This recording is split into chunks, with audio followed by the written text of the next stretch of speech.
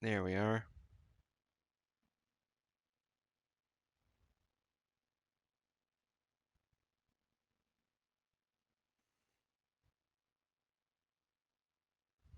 Interesting. Live.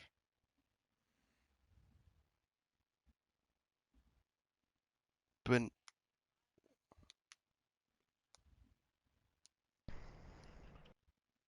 no, you're not muted, as far as we Hopefully know. at this point you're not muted. Yeah. We already have somebody in chat. Banana Beery says hi. Hello, Whew, banana. that was quick. I know. Like a whole 30 seconds into the stream.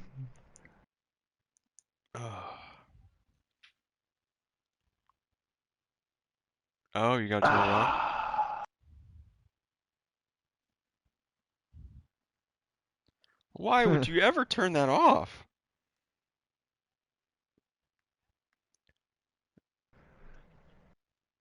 Allow. There we go. All right, cool.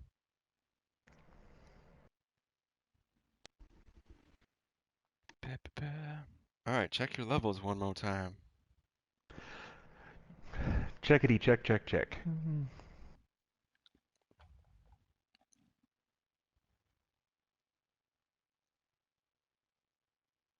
Yeah.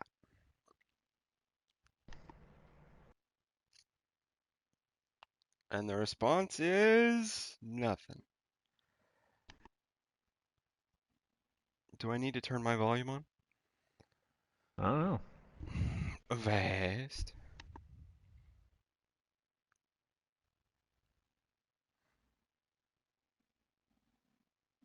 Vast. Where did you go? I'm still here. You sound fine. I'm just not hearing myself. So hold on. No.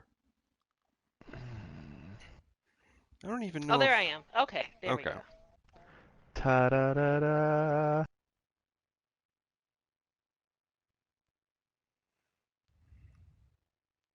I guess we're ready. Banana. All right. So, y'all, after months and months of us being away, we've come back for E3 and hopefully for much more in the future of gaming podcasts and all of that. It's episode 35 of the DerNami Gaming Podcast. I'm Scorch. We have Vast Empires running by in that unicorn horn, and we also have Arcadia's Zero in here today. Is E3 2019 because it wrapped up this week, and that's kind of what we started this YouTube channel on many years ago. Mm-hmm. We have Mm-hmm. quite a lot to talk about, and I think I'm going to let the list master uh, drive this episode, seeing as how she's the one that made the list. As always.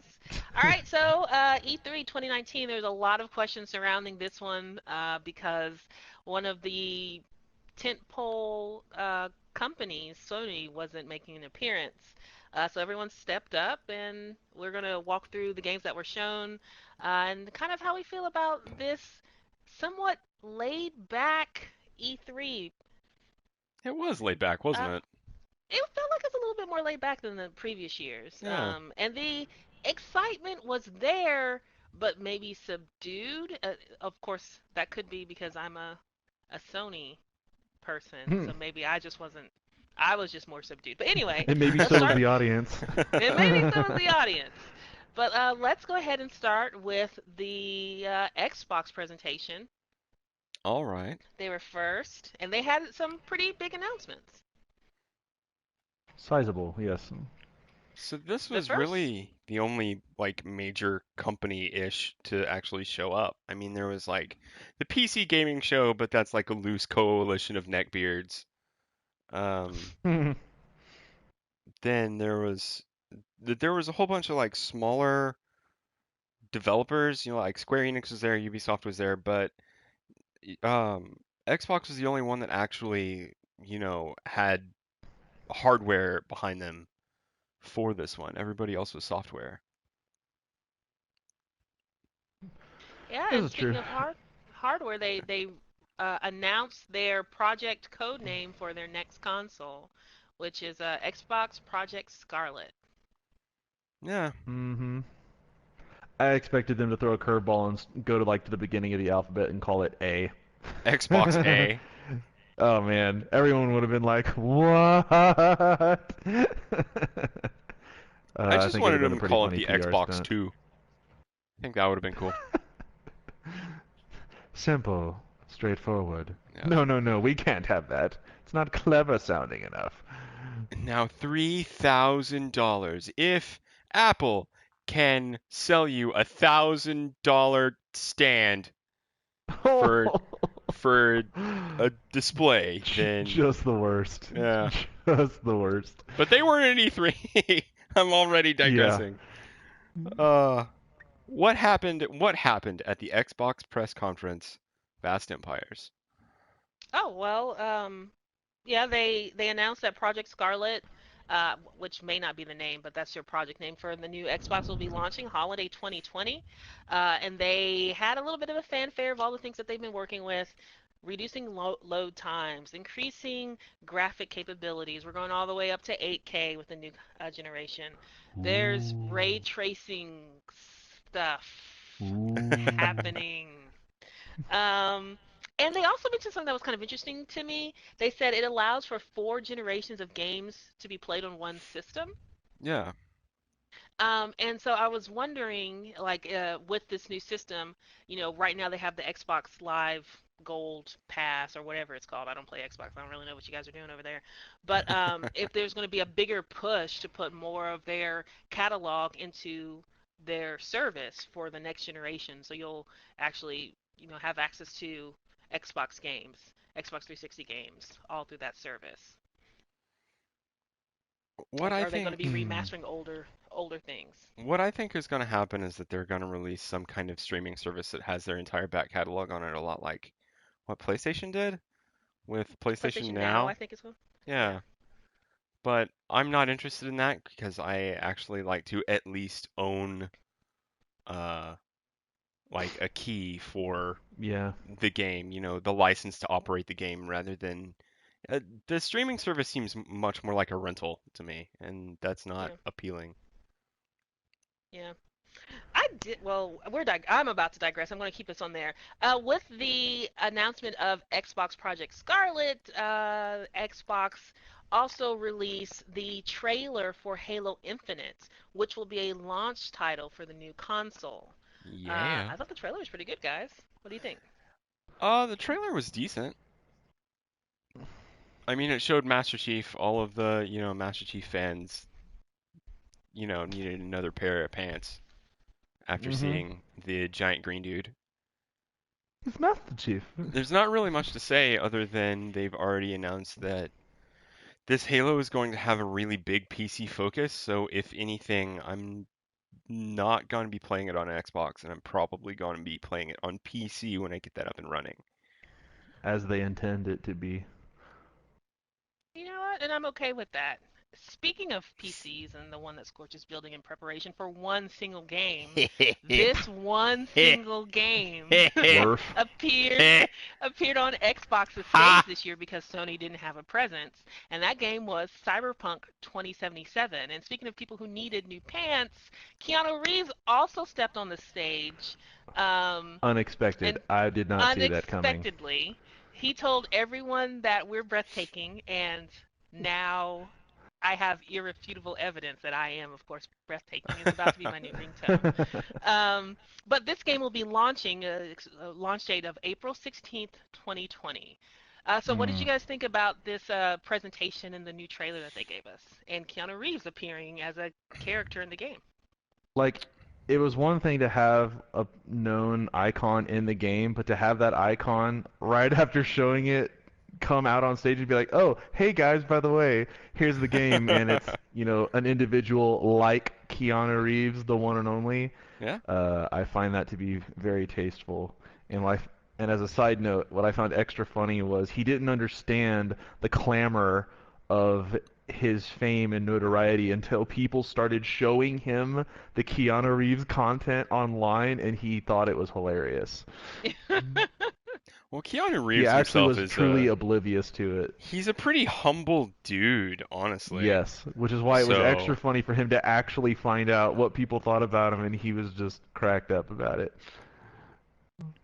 I Yeah, have he's a cultural touchstone at this point. yeah, But I'm sorry. Go ahead. I have a few things to say about that. One, uh, the guy who shouted "You're breathtaking" at Keanu Reeves, Hmm. he CD Projekt Red wants to find that guy in order to They did find him, give him a and what they copy do, of the game. and when they went to provide him a copy of the game, he said, "No, go ahead and take the game value and give it to a charity." That's what the guy actually apparently was quoted as saying. Oh yeah? Oh, Yes, so he actually turned down the game offer and said, "Take the money equivalent and just donate it." That's nice. Whole And then $60. someone else please, commented, "The fans, Keanu effect yes. has taken hold." Yes, if only it would affect more people. Everyone, Yeah. every online story I've heard about Keanu Reeves, has been really, really, like you said, humble and down to earth and really cool. But Cyberpunk 2077, we Yeah. have new gameplay footage and story footage, and like a cross between T-Pain and Mr. T is in the game, and I Yeah, need to Dax. know who this guy is. His name is Dax. That's about all I can tell you. Après the fool. He's a information guy. Yep. And Information broker yeah, yeah, and yeah. slight trader of nefarious things. And this guy Octus in the chat. I see you. I see you. We'll get to you in a second.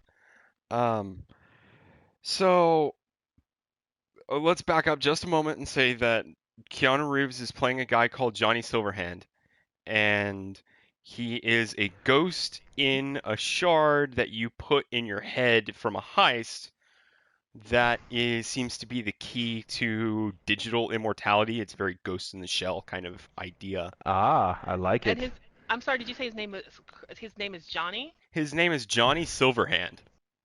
Oh my gosh, that's great because that's a call out to two of Keanu Reeves' roles, right? He was in Johnny Mnemonic, right? Yeah. I think so. Also, And Johnny he was Silverhand Johnny in Utah.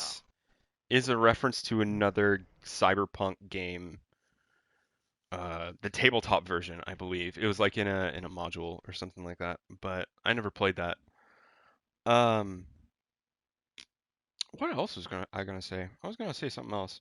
Oh yeah, and that Johnny Silverhand has the most speaking lines in the game, second only to the main character. So he's going to be around Nice. a lot. Good. Yes. This is like Everyone will fulfilling get so their many fill. fantasies you don't even know. I think that's the hype train is only going full nitrous now Yeah, Well, on I that was absolutely. game. already gonna buy that game, but now I'm like, Now everyone is putting it on the must-have instead of the maybe I'll buy it list. should I mean, I it get was. a PC? I'm like, that's where I am right now. Yes, Can you I get should. 8K You Keanu in my absolutely ear? should. 8K Anu? Absolutely. Oh gosh, that's awesome. Put that on a t-shirt.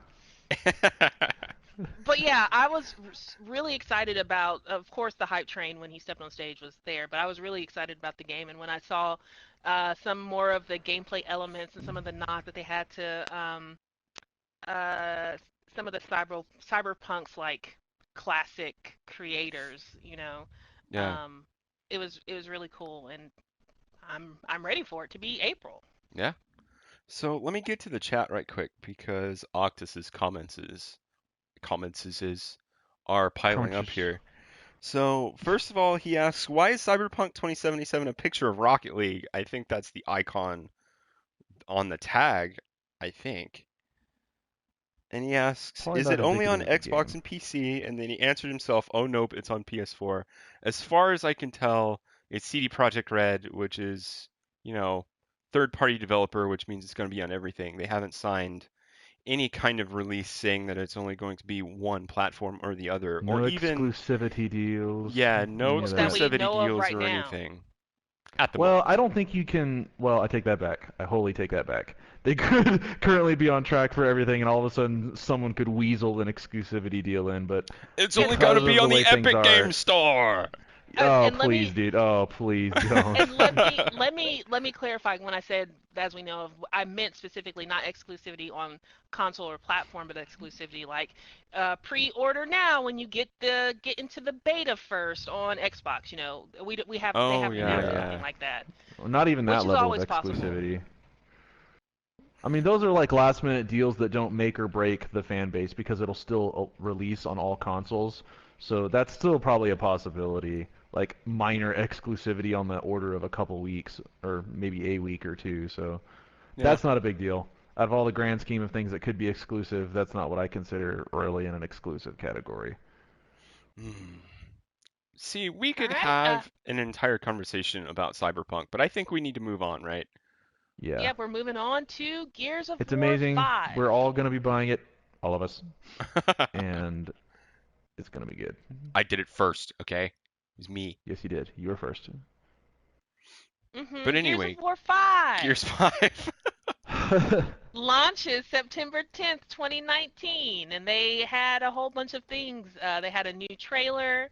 Um, they announced a new game mode called Escape, which is a three-player co-op mission. There's a Terminator, whatever the new Terminator game is. I mean, movie tie-in. I almost called it Mhm, Salvation, but that was the mhm. last one, right? Yeah. I don't know. All right. I'm just gonna call this one Terminator Black Tie Affair because there's the tie-in.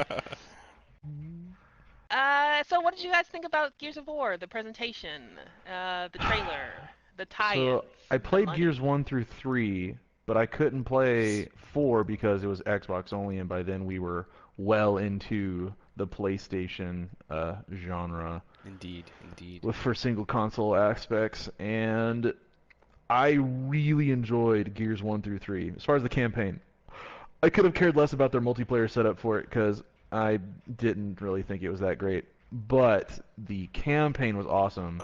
And after watching the trailer for the fifth one, because I watched a good bit of gameplay for the fourth one just to at least know what the story roughly was, but I didn't Yeah. watch all of it. The Gears 5 trailer, I think like some others have mentioned, was pretty underwhelming. It really didn't tell you anything other than the main character from, or one of the characters from the fourth one is going through all kinds of weird internal conflicts and finding out new, different, awkward family ties that she didn't know before. And then that's it. That's all the trailer tells you. Can we take a moment to mention what the hell was going on with the Gears 5 setup on stage and underneath the stage Oh yeah, they during were like, the what? yeah, they're like, we have all this room underneath the stage. Why don't we do something with it? And they're And then like, they I got it. and then they put players under there, and then the players didn't even play. They just waved at the camera and then moved on. They stared at their screens that had been set up with a static image of the multiplayer menu. It's Something Oh, tells like yeah, me guys, we're something went totally gonna wrong game there. down now. It's like when you see those documentaries of North Korea and they show you this library where there's like dozens of computers and all of the North Korean people are sitting there sitting at a splash page of Google, but they don't know how to use Google and they don't know that Yeah, that's not that's real exactly Google. it. Yeah. Oh, it's good. Yeah, that's pretty dang close Yeah. to what it I is. just I couldn't figure out if something went wrong, if they had technical difficulties and they were gonna have live gameplay, but they didn't, and the camera angle was weird, and then all of a sudden dry ice smoke was blowing in our faces, and I'm just like, it was weird, and Yeah. I too was underwhelmed by that trailer. I felt, I still do think that I saw that specific imagery in a Black Eyed Peas video circa like hmm 2008, which is cool, but I've seen it before, and so it just didn't But resonate with me. here's what they were going for, and I understand why they only showed what they showed, is because they're banking on that trailer at first hand before they come out with a more elaborate trailer. They're banking on the knowledge of all the previous people that have played the Gears series. And there was just enough in that trailer. If you've played and know the story of the Gears of War, they're like, oh yeah, I got this. I know exactly what's happening now. Let's do this. And everyone else is just kind of like, huh? Like they have no idea what's going on. But unfortunately, I think the trailer was only intended for Gears fans and not anyone else who might not have even played a Gears of War before. I see. I see. Hmm. I know that. That's what it appealed to me when I watched it. I'm like, "Oh, I know just enough about Gears to know what's going on in this trailer." And everyone else is like, I know that a few games do that. Like when the Fallout games come out, they have like the serious story trailer, and then they also have like the crazy antic weird wasteland trailers Yeah, that are and I've seen supposed that. I to. know nothing about Fallout 76, which is why all those trailers are just like, "Why does this matter? Like, why are they showing me this?" But yeah, it's kind of the Yep, same yep. thing. Hmm. Vass, did you have anything else about Gears of War? Vass, where did you go? I hope she didn't go away. You are not talking, Vass. She Well, this is might have muted awkward. herself. Our list master's gone. Well, and then there were two. Gonna have to take a look at the list myself and see where we're at. Where are we? Uh, Right after Can you not Gears. hear me? The Gears. There we Oh, go. Xbox we Now we game got you. we got you now. Xbox Game Pass Ultimate new tier for subscription service. I'm going to run through this really quick because we don't really care, but it's important to somebody. So they released a new Ultimate Pass that includes PC and Xbox console subscription for $14.99. And at the time of E3, they also announced that the Arkham Knight series, Metro Exodus, Hollow Knight, and Borderlands: The Handsome Collection would also be available through that subscription service. Following that, Xbox announced the Elite Wireless Controller Series 2 with a very sexy trailer and a very sexy price tag of Oh $180. yeah. They're proud of them. I will admit though, they know their controllers are good, Yeah, and there's nothing we can do about it. But yeah, it's that was a definitely very true. nice looking Definitely true. controller. And after that, we had another new trailer for Elden Ring. I didn't really get a whole lot out of the Elden Ring trailer, other than it was a big old ring that's cracking, and then also there's a blacksmith that's cracking, and George R. R. Martin is part of it somehow. It's about all I got. So, so it's from the creators of, is it Dark Souls? I Yeah, get these studios all okay. So Dark Souls and then George R. R. Martin They're doing the is thing? yeah, part of it. that's Yes. what Elden Ring is. Huh. Oh, well then. So it's going to be like a high fantasy epic story, I'm sure. I think on my notes I said something like it looks like a cross between Final Fantasy and Death Stranding. And Death Stranding to me looks like a cross between Final Fantasy and a Hollywood dating sim. So, Wait, that's what Death Stranding looks like to you? Oh my god. well, Please stop I playing the didn't dating sims you're playing. I don't want to say whose dating sim it is, but um Oh my gosh, that's creepy as hell. but the cinematic trailer looked really amazing. So I'm sure that whatever But storyline and was it narrative they Blizzard put levels together. of cinematic trailer? I think it was at least Bethesda levels. Okay, Yeah, okay. yeah, I think so. It looked really good. Like it honestly looked good. It made me curious, but because it's so well, I don't know where it is in its development, but it's you know, it's clearly not. There was no gameplay or anything like Yeah, that, so we just don't know what's going on. Just that there's something epic in progress. they didn't really give us a whole lot to work with. The trailer itself, I must say, was a very Japanese trailer, and that's about as far as I can get on that game. It's about all I Hmm. know. All right. Hmm. So moving on, they next talked about Ori and the Will of the Wisp coming February 20th. Hmm. I Sequel to the Ori games, and which were really great. I don't know if you guys have played it. no, I I actually have haven't. not, but I'm curious now I on the don't. Ori games. I 'Cause don't the want to music is cry. really sounds really good. I I don't know, don't. Well, maybe it's just me, but the music sounded pretty good to it. so here's where I confess I haven't played Ori, but I have played Dust, which is by that same studio. It's a really Ah, I great see. game, but it's more of a platformer, and Ori has platforming elements to it too. So, but I really do think they're worth playing. Um, and then next on their list was Star Wars Jedi Fallen Order. Yeah, I have quite a few thoughts about this one, unfortunately. They aren't really good. Unfortunately. Unfortunately, They're not really uh-oh. good. But Uh, you were so excited when it was first announced in the I first mean, trailers and stuff. I like Star Wars games, you know, and it's Respawn Entertainment, and I want Respawn Entertainment to do some cool stuff. But this game, I'm not going to be playing, you guys, because it looks so incredibly generic to me, and the main character looks so incredibly generic to me, and everything it's like the great value brand of game. You know what I mean? Yeah. Eh. Come on down to Bargain Dave's Wow. and get your game now. Yeah, Wow, those it are harsh words. it's Really? With yeah, Star Wars. it uh, I Oh shit! Ah, she died. there he goes. Oh. Yeah, Yeah. I got nothing from the gameplay trailer that I saw. I wasn't impressed with it or any of the mechanics.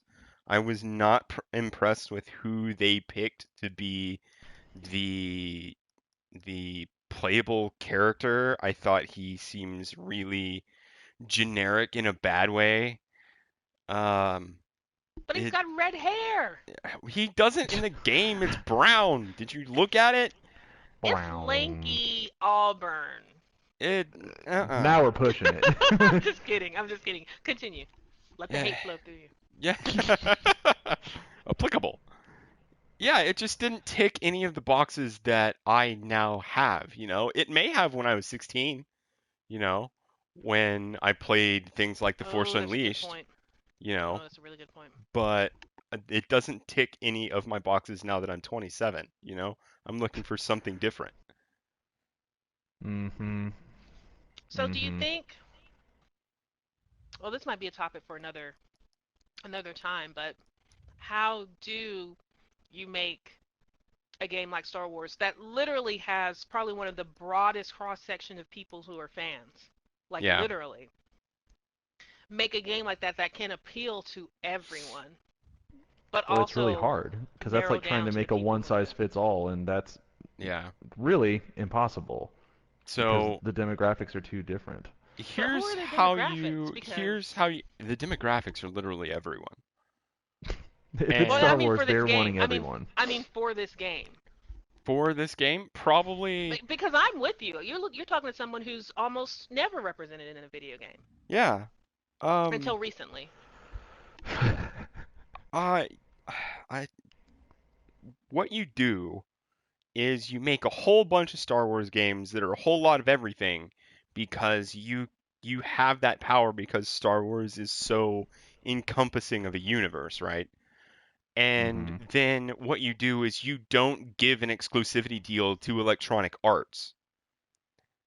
Those two things right there Amen. would make your games that you come out with probably richer and a whole lot less dedicated to the bottom line Microtransaction world. revenue. Yeah. Yeah. Well, Uh, and this is not about this game, but I am sincerely hoping that the upcoming TV show The Mandalorian that's coming on Disney streaming service. I hope that it's like a hit Mm. because I would love to play a game from the bounty hunter perspective. I would love to have that kind of game. there is one. It's called Star Wars Bounty Hunter, where you play Jango Yeah. Fett. Classic. I Oh don't. Oh man, yeah, what a that is good true. game. I never played that one. I never It's played that one. really Well, then good. Oh, you need to go I back and rebooted play it. it. It's Even right now, great. it has playability. You can purchase it on uh PlayStation to play on your PS4 right now. I think it's like $5 or something. Yeah, It's really it can be worth, had. yeah, going back and playing it. Well, I Like will be keeping I my eye. played Oh, that game. I snuck over Uh, to Tom's house all the time to play that game until I beat it. oh, it's great. well, I will be keeping an eye on Fallen Order just because, from a gamer's perspective and someone who is very closely watching EA destroy the Star Wars IP one game at a Oh time. man. That's probably why they're super salty and just edged EA out. It's like, all right, you really really like goofed up the last one. We can't let you touch this one. Yep, Well, yep. Disney recently, and I say recently, but it was in the last 3 months or something like that, said that EA was doing a really good job with Star Wars properties, Of and course Lies. they're going to say that. That's Lies. all PR speak. They it's have to. They just it's have to do so that. bad. But that wasn't E3. We really need to get back to E3. Yeah. Sorry, there's a Yes. lot of contentious topics all tucked away in here, and it's Yeah. been a while, so we're just And kind of it's been a going through all while. of it. This is gonna be like a 3-hour podcast. Okay, moving on. I'm gonna keep it. Well, I can't keep it fast because we're gonna hit Borderlands 3. They had a new trailer, and then at the same time they dropped new Borderlands DLC for Borderlands 2. If Hmm. you're a fan of Borderlands games and you haven't heard about it, download your Handsome Edition or your Borderlands 2, and there's a new DLC called Commander Lilith and the Fight for Sanctuary that's available to play. It's kind You of a played it. little bit of It's a good. cross. It's good. It's fun. The Yeah. writing is there. The humor, the characters, everyone you love. And it's a little bit. It's not a direct bridge between games, but it gets you there. Yeah, definitely. It introduces Vaughn, who I think makes an appearance in the Borderlands 3 trailer next to Ellie. He's got those two pistols and his communal underwear that he's wearing. That's that Yes. guy. Oh That's God. Vaughn. Oh, Vaughn. Sharing the underwear. Yeah, What do you guys think that's about the trailer? the trailer was good. Like for a cinematic trailer that didn't really have a whole lot to do with actual gameplay, I thought it was good. They know how to Because no do one cared as trailers. long as it's got guns raining from the sky. That's everyone's gonna lose their minds. That's all they need to do. They And with the current looter honestly, shooter pool, the bar is super low. They just need to be present and functioning. yeah. I mean, they didn't really even need to show up to E3 this year, I That's don't think. that's what I mean. They had whatever at their own thing where they said they're working on Borderlands 3. They showed that trailer that had gameplay in it, and that's all they needed to do. The fact that they had another trailer ready to go for E3 is just icing on the cake, I think. I'm And I still surprised read that or they even had another DLC ready. Like that to me is still surprising. Like out of nowhere. Oh, by the way, guys, here, free yeah, lead-in DLC to our new game coming Yeah, out. Like yeah, which what? was a good awesome. Who move. had It the was time to go sit honestly. down and do that? It This was was a a good treat for the move. fans. Yeah. It was a good move, which makes them genius. They're like, oh my god, we're gonna wipe the floor with PR of these guys. Watch this. Ugh. And I saw somewhere that they had like their booth for the show was Hmm. on like was basically a floor on par to what you would see with a Sony or a Nintendo. Like they Wow. had statues. They had like life-size statues of some of the new characters. They had, areas Wow. where you can go and play. Like I saw it and it was like, this looks really good. So Dang. shout out to Gearbox and Borderlands 3. It's coming September and we're super excited about it. Oh yeah. Will play have already purchased. It's on the Haven't docket. purchased due to the salty pre-orderness of things, but will play. All right, moving on to some more badassery, at least in character design, was Bleeding Edge, which is Ninja Theory's new game. They had a Ninja reveal Mm. Theory. trailer. Ninja Theory, correct me if I'm wrong, Ninja Theory are the people that made Hellblade and Heavenly Sword, right? This is true. They did made Hellblade, Setsuna's Sacrifice, or something like that.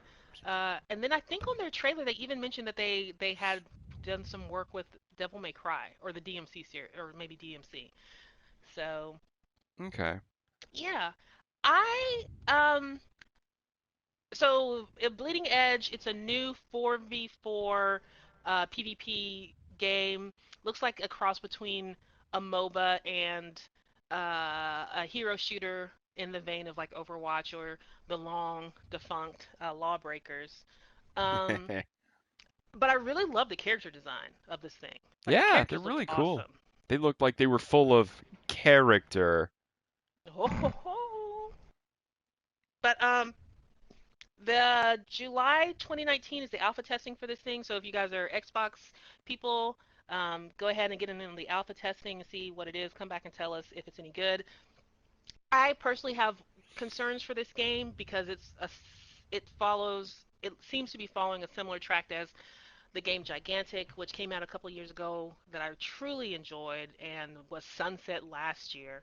And it was also an Xbox exclusive, and it didn't really go anywhere. So we'll see. Yeah. Next, they revealed a new trailer for Minecraft Dungeons. It's a thing. Yeah. Gentlemen, any thoughts? It's Minecraft Diablo, and I think if we're actually super bored and need something to play and we have our PCs running, because I don't think we're going to be getting it on Xbox, um, No. we might, I might pick it up and play it just to see what it's like. 'Cause I like Diablo, and when I'm bored, I pick up Minecraft over and over. So Mm-hmm.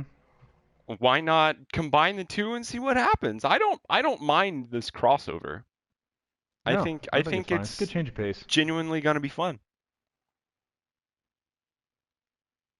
Hopefully, if I can get my PC build this calendar year, Yeah. we'll And it see. might Time have will tell. it might have objectives so that Vast can join us. Because I know that's one of Yes. her gripes for Minecraft is because Gotta reel it in. there's no like hook. And that's what I'm here for. I'm sorry. It's just what I'm here for. It's one of the things I'm here for. That's Um, fine. That's fine. We'll just have to try and make it happen. Yeah. so next on the agenda is Psychonauts 2. It is coming. It's coming to Xbox. It's been a while since the last Psychonauts game. I think was it 360? I don't know. I don't Yes. remember. I think so. Your original Um, Xbox, maybe. maybe. But it's one of the flagship Let's take a look. platformers.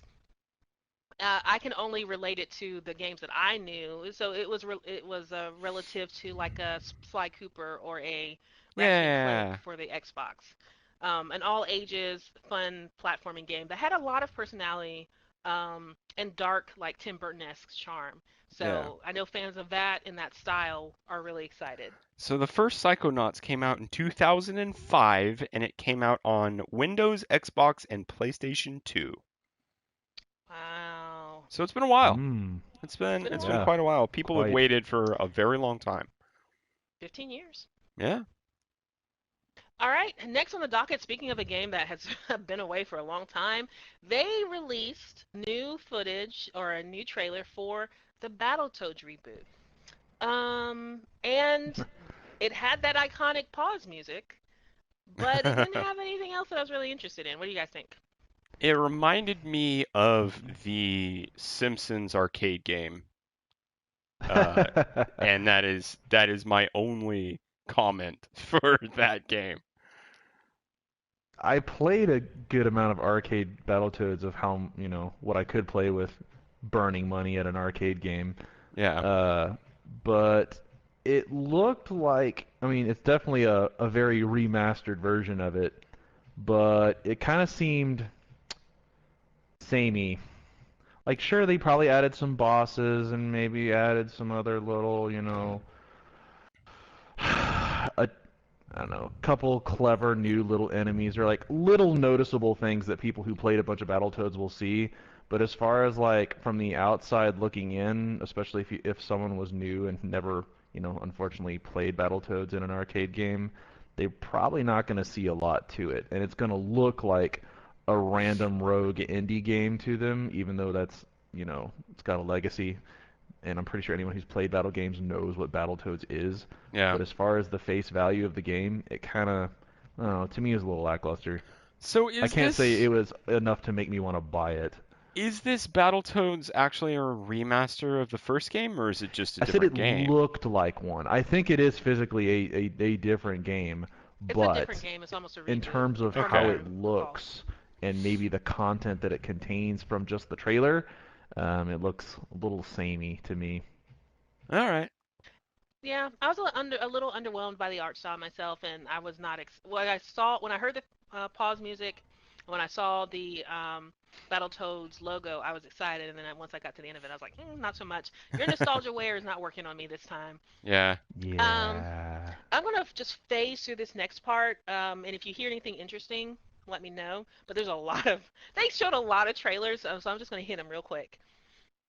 So the next thing that happened in the Xbox is they had Xbox ID. They showcased a lot, or excuse me, ID at Xbox. They showed a lot of indie games, Star Renegades, After Party, Total Accurate Battle Simulator, which looked kind of cool, and Lord of the Rings, the card game.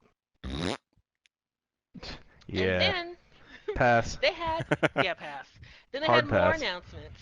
Um, Fantasy Star 2, or excuse me, Fantasy Star Online 2 is coming to the West in spring of 2020. And with all the available content in a free-to-play package for people who are fans of the Fantasy Star Online series, I think this is the first time it's hit the West since the original Fantasy Star Online, and I feel like there's still at least 1,000 people in the U.S. who are still playing that thing. Um, Next was The Outer Worlds, which set a release date of October 25th. Yes! Yes! Outer Worlds! Obsidian, you I fuckers! Give it to me now! I do believe you have a taker. Ah, oh, I'm so happy. I'm Well, so there's a happy lot of about that. post-apocalyptic gameplay in your future. Next, they had the Blair Witch project game, which, Hmm. called it. Uh, She did, folks. Honest to Next was goodness. Honest Woo. to Goodness. I was like, oh my god, that chicken camera, I know it anywhere. I thought it was Um, Outlast, but it wasn't Outlast. Next on the list was a game that I actually thought looked really gorgeous, and I'm curious to play, which is called Spiritfarer, which is from a company called Thunder Lotus. Had really gorgeous 2D art. That was the one where you built the boat, right? You Yeah, like you built a hugged a boat. bunch of people. There were some anthropomorphic creatures or spirits, and it looked like you were returning them to home. And it said something about learning about the power to say goodbye. So it's going to try and make Oh you cry. yeah. I Yeah, think that yeah. looks like one of those I guess on the emotional level of like Ori or something like that, Yeah, yeah. which is Uh, fine. Yeah. the next one was We gotta have those RPG. games. Oh, sorry. RPG time. Ooh, RPG time. The Legend of Right, which I don't know if you recall this one, but it looked like someone was scribbling in their notebook and everything came to life. Kind of. I remember that I had a hard time reading the title. Oh my God, the title was terrible. Oh yeah, this thing. I remember this thing. I looked at it and I immediately It's thought like, to what myself, is well, I that? won't be playing this, but it's a thing. You Yeah. could only read the subtitle. The actual title, like that is when I knew I said to myself, I'm too old for this shit, because Did I couldn't piece together what the actual title was. Scorch, I'm so glad you said that. I had no Vass, idea what the game was. did you have to like go back and find that game written out somewhere else to be able to In understand normal that title? Times New Roman Yeah. 12 Uh, I went to font. GameSpot. Oh man. Okay, Guys, next one. someone tell me what is this Could, thing? what is this game? Someone translate this for me. I don't have kids yet, so I need someone. Ugh. So I can't rapid. speak or read scribble. Who can? Who can? Yep. So next, Microsoft Flight Simulator, Age of Empires 2, Wasteland 3, which was interesting, but I don't know. Lego Star Wars: The Skywalker Saga, which has all 9 films in the game. Yeah, Kind of crazy, actually. that is pretty crazy. Dragon Ball Z. I'm gonna call that ambitious. That's the word I'm thinking of. That was Yeah. quite ambitious on the Lego game creators' part. The Dragon Ball Uh, Z is an RPG, right? It's like Dragon Ball yes, RPG Yeah, Z product or it actually something like that. looked something kind of like Project. that. entertaining. I'm not gonna lie. Yeah. I was kind of interested as somebody who has not been part of Dragon Ball Z since I was 12. It But piqued my it won't interest. go away. It's a classic forever. Oh yeah, absolutely. It's like Gundam. It's gonna stay there forever, Oh, you know? close to my As heart. long as people are born, they're going to be watching Yeah. the show. Yeah. Yeah. I mean, who hasn't stood in front of their bathroom mirror and tried to become a Super Saiyan? There's not a When they're single little. person alive who Of all hasn't ages. tried that. In a Me. single iota of a passing moment that at least went through the mind. All All right, right, let's continue. almost through. 12 minutes, which was it looked like you were a top-down murder mystery or Groundhog's Day murder mystery where you and your wife are in this apartment and there are only like 2 or 3 rooms that you can travel in. It looked interesting. I'm not interested in playing it, but it looks like a really interesting concept. Yeah. 12 minutes.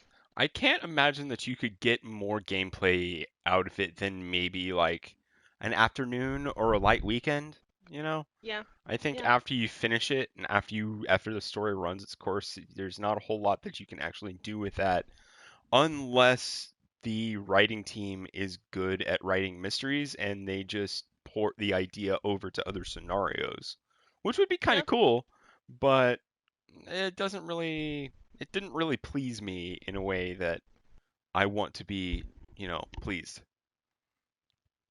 for a game. Th- for a game. That's a that's a statement. Okay, next, Way to the Woods. That was a thing. That, That's and what I'm this here, folks. game, Way to the Woods. I understood it. I thought it looks beautiful. You look like you were a spirit deer trying to get this baby deer, this fawn home. I Sparrow wasn't really there. about this game. Um, Yeah. Next was Dying Light 2. It got a really nice cinematic trailer. You got the protagonist name, and they announced that it's launching 2020. We've talked about Dying Light 2. It's not our collective DerNami game, but I personally am interested in seeing how it does, as looking at some of the team videos discussing Dying Light 2 and all of the ways they're trying to expand it to be a richer game. It made me interested, and I'm hoping that they achieve those goals because it looks like what they want to do with it is really cool. Yeah, Um, Forza Horizon 4 Lego Speed Champions, that looked which is really in cool. I was it very really happy to see did. that trailer. Not gonna play it. You're just happy it It's gonna be exists. fun. Yeah, absolutely. I mean, all the detail of a Forza game with In a Lego Lego cars, car. Yeah. like yeah, it looked really cool. I was excited about it too. Next, Gear Pop showed off a new Gears of War game. Isn't that That's a isn't it a mobile mobile? game. Yeah, yeah, yeah. Yeah, mobile game. You know, whatever. It's there. If you like mobile games and you like Gears of War and you like pop figurines, it's there. State of Decay 2.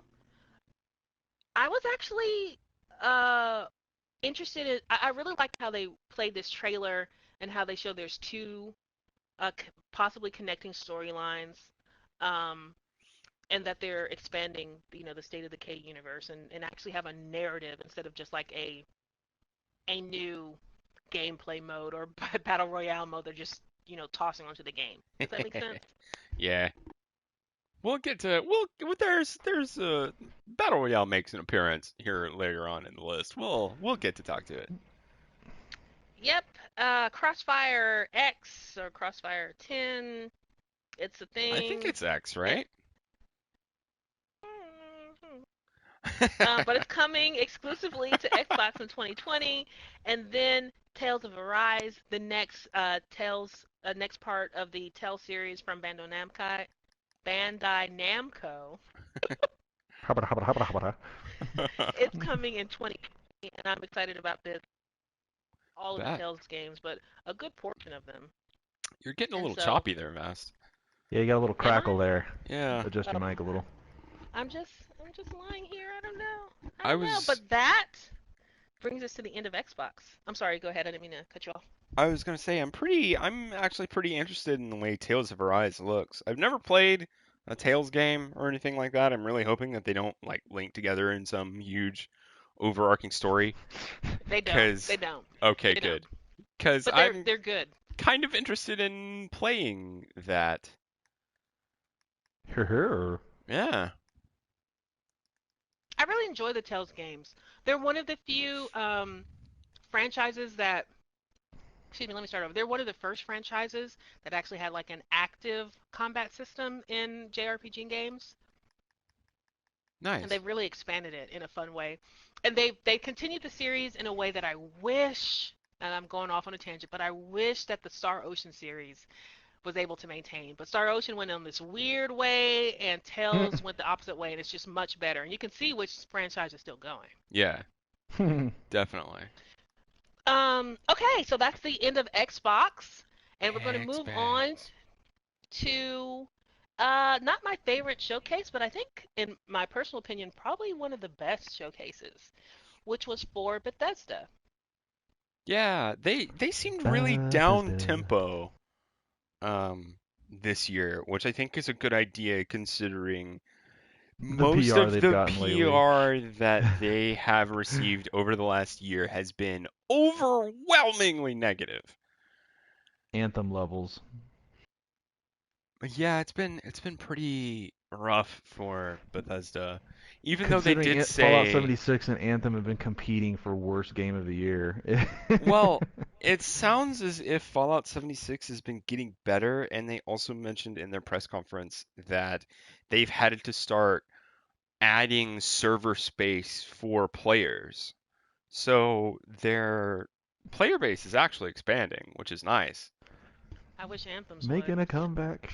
Yeah. All right. Sad day. So I'm not going to do a complete blow by blow for Bethesda, but I really did enjoy their presentation because of the things that we just talked about. The negative press coverage, the falling short on several promises made from the studio or made from their partners, like some of the pre-order bundle items, disasters that all came or all were around the Fallout 76 fiasco last fall and winter. So Bethesda opened their press conference this year with a huge trailer that was very, your games are made by people, not a monolith, but people. Hate the game, the players. Wait, no, not hate the players. Hate the company, not the people who make it or the game. Yeah. Um, Which is a solid thing to be saying, because that does when the vitriol reaches, extreme levels, that happens. So you got to put mhm. things into perspective. Yeah, definitely. And they also talked about how great the community is, which is true, and how they're actually listening to the community to make improvements across the board, which they appear to be doing based on this press conference. So then they actually got into the stuff, the meat and potatoes of what they're going to be rolling out at the end of 2019 into 2020. They started with the excuse me, the Elder Scrolls Blades, which is their mobile game, and it's their number one game after Fallout Shelter. Uh, yeah. As Uh, far as mobile I can't. goes. Yeah, I can't speak to it, but they did talk about a big update. If there's anyone out there who's interested, and the big update will have solo arenas, new custom jewelry, a Dragon Quest line, and it's already out at the time of the conference. And in the fall, they're doing another big expansion with new arena maps, PvP, guilds. They're coming to the Switch. It's going to be free to play.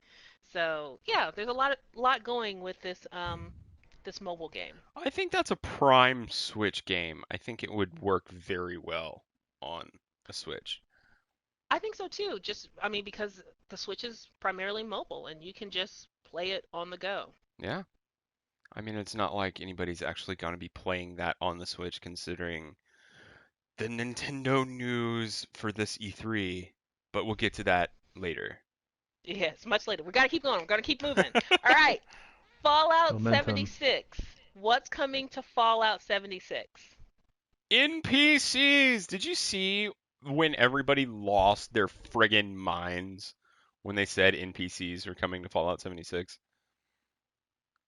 No, I missed that part. Mhm. It was absolutely not. They made it seem like Jesus was coming back to Earth. They were so happy about NPCs showing up in Fallout 76. Hmm. But they have a Did not realize it whole was that much of expansion. fanfare. They have a whole expansion set up for their game. Yep, it's called the Wastelanders Update. It's coming this fall, and it is a free DLC expansion. So you're not going to pay for it if you're Fallout 76 people. And in that update, as we mentioned, there's going to be NPCs entering the game with full dialogue trees and quests. There's going to be a new main quest. Um, I've never played a Fallout game, so this seemed like it was a big deal, but your choices will have consequences when interacting with your NPCs and such. Also, there will be new weapons and gear. They're releasing a new game mode, which is called Nuclear Winter, and it is Fallout's version of Battle Royale. Dun, Oh dun, boy. dun. No, But their Battle Royale will be a 52-player uh, Oh. environment. Take it away, Scorch. Not interested. End statement. Battle royales have never been my thing. The way that they're working it makes sense in the Fallout universe, but really this just seems like a player grab more than anything else. They took a look at the climate, asked what was hot, and then put that in their game because they had the ability to. I think that's as far as the thought went I mean, in that's accurate. their. It's not wrong. Yeah, Yeah. I think that was as And far as it went, though. if anyone is interested, there is a free trial for Fallout 76 that's happening right now, which includes the new game mode, from what I understand. And it will be going on until the 17th, which is a day longer than most of these free demos that have been appearing on E3. So, rats off to you, Bethesda Games. In passing, they brought Todd Howard onto the stage throughout this little thing, and he mentioned that Starfield and Elder Scrolls 6 are being worked on. However, they were not appearing on the stage. Yep. How do we feel? That's fine. I wasn't really expecting to see anything from them considering their years off, and we are expecting next gen consoles in 2020. I think They they're probably don't going want to to push too be. much out because of that new development kit they're going to be diving into. Yeah, I think that they're going to actually be saving all of that and like showing off more next gen resolutions and stuff for their game rather than put it out now where it will not be representative of a final product in a detrimental way. Yeah, I would agree. Next on the list is it's probably my top five games for 2019 E3, Ghostwire Tokyo. Y'all, this game looks so good. I love the trailer for it. I don't know Hmm. what it's about. What is it about? Clearly you're playing an exorcist who's in Tokyo, and there's some evil demon on the loose who's sucking out human souls and people to the other side. Um, and you Ah, have yes, to the go. quintessential save the day. I'm just kidding. But Don't it's mean to downplay it, but yeah. no. It looks really cool. I just really. But here's the thing: like when it comes to flavor of Japanese culture that I enjoy most, it is like the spiritual mythology, ghost Ah, stories, I see. spirits, yokai. Like that I enjoy that. explains Well, that explains it then. there are a couple of animes that I could suggest to you then. I And could will probably tell you suggest. I've already seen them. Uh-huh. Uh-huh. It's entirely possible. Like I have probably seen them. I don't Okay. know why you guys don't think I watch a lot. No, Anyway, we're gonna we talk about Well, this you know. said later. you We don't watch a know. lot, so You that's why. I know you watch a lot of anime, Vass. I know. In the past, I just don't right now Not as currently. of late. Yeah. Yeah. But if you saw all of the old CDs and drives that I had, and uh, but anyway, I was a pirate in the age of piracy. Mm. But the other thing that I really love about Ghostwire Tokyo is that it takes place in Japan, and it looks so unequivocally Japanese.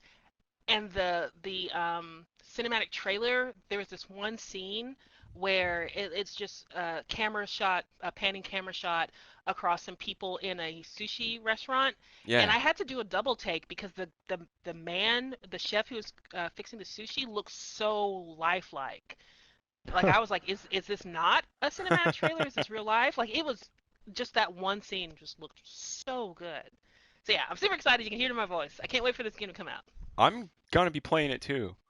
And wasn't Ghostwire Tokyo the the presenter that set the internet on fire other than Keanu Reeves? It was Oh Yes, she yes, was the yeah. so dynamic duo. sweet, and she was so brave. Yeah, she really was. Quite. Well, We I mean, follow her on Twitter now. I followed her on our DerNami Gaming handle. So, Might as well. ah! yeah. I mean, but I'm just so excited. But no, she really was. God knows if someone asked me to speak French on stage, I would like probably have a meltdown. You'd have to prep it. It would have to be very scripted, and you just have to go out there and give it a whirl. Yeah. I would have a meltdown, and I took French for several years, so that's why when I say she was so brave, Me I really do think too. that she was incredibly brave. Yeah.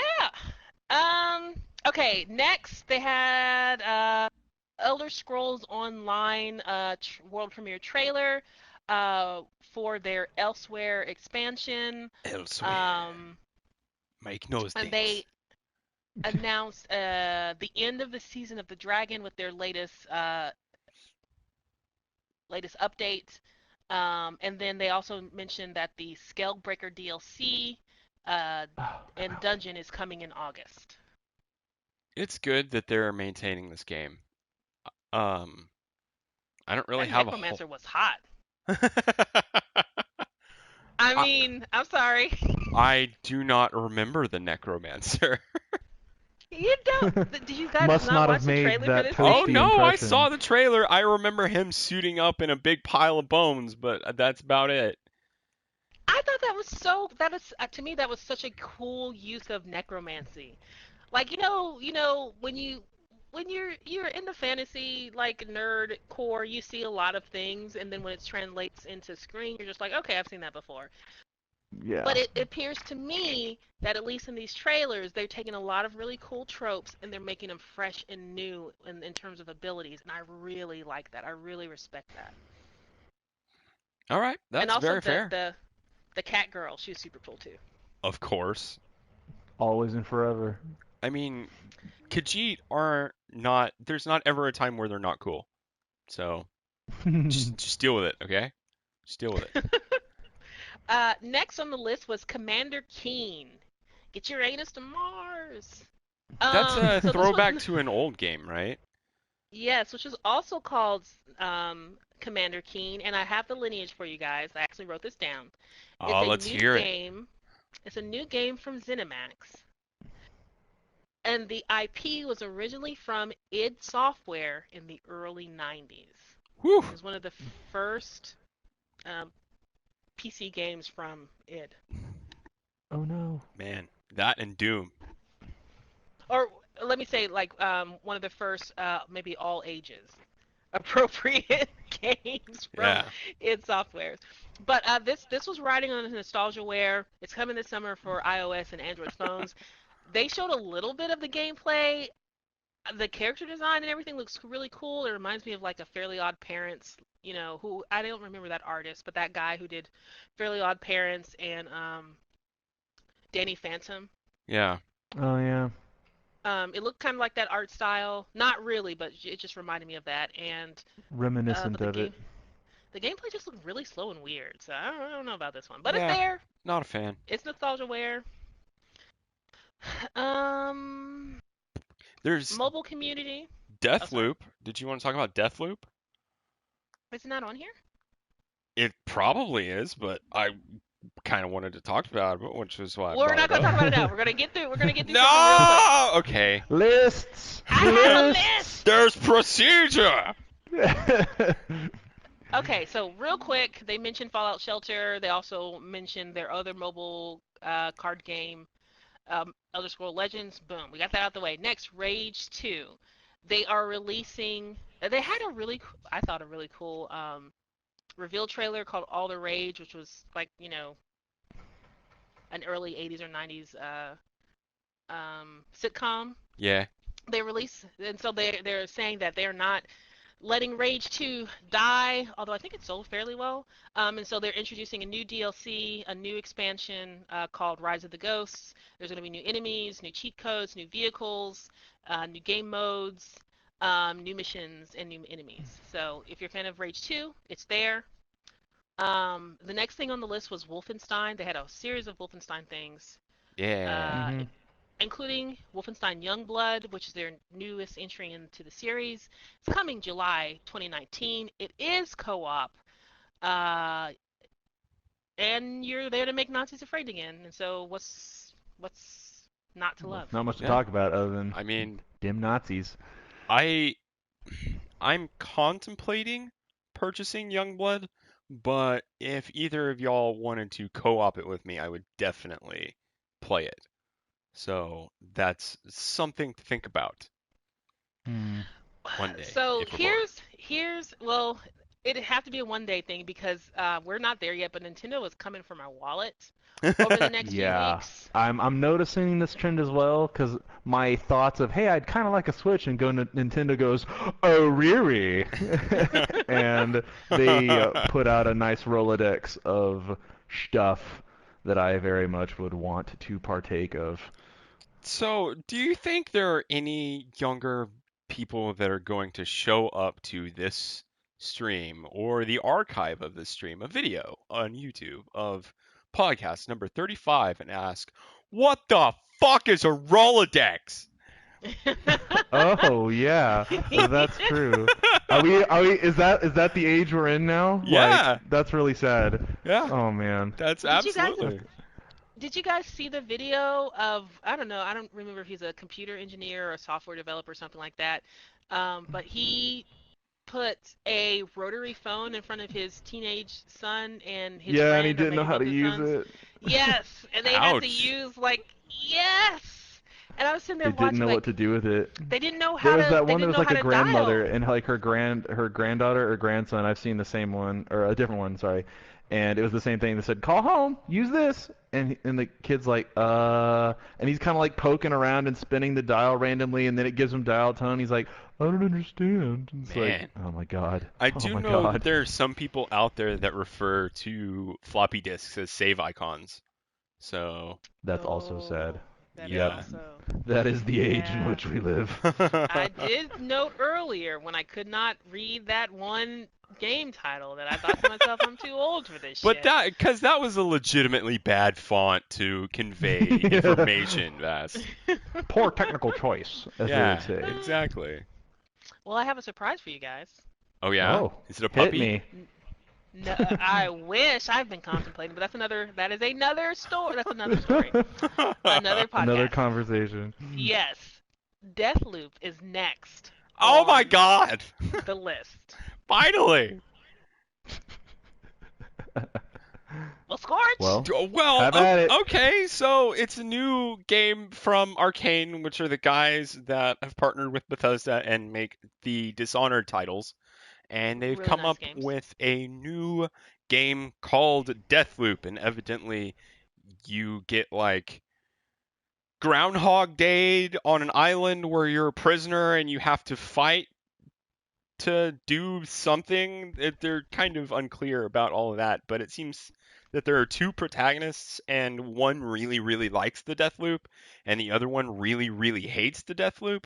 And one is trying to maintain it, and one is trying to break it, and that's as far Mhm. as I can tell the story is going or anything like that. But it looks really cool.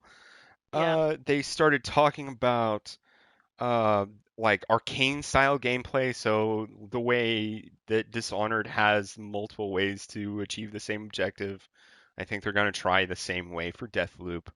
And the character design, the environment looks really cool.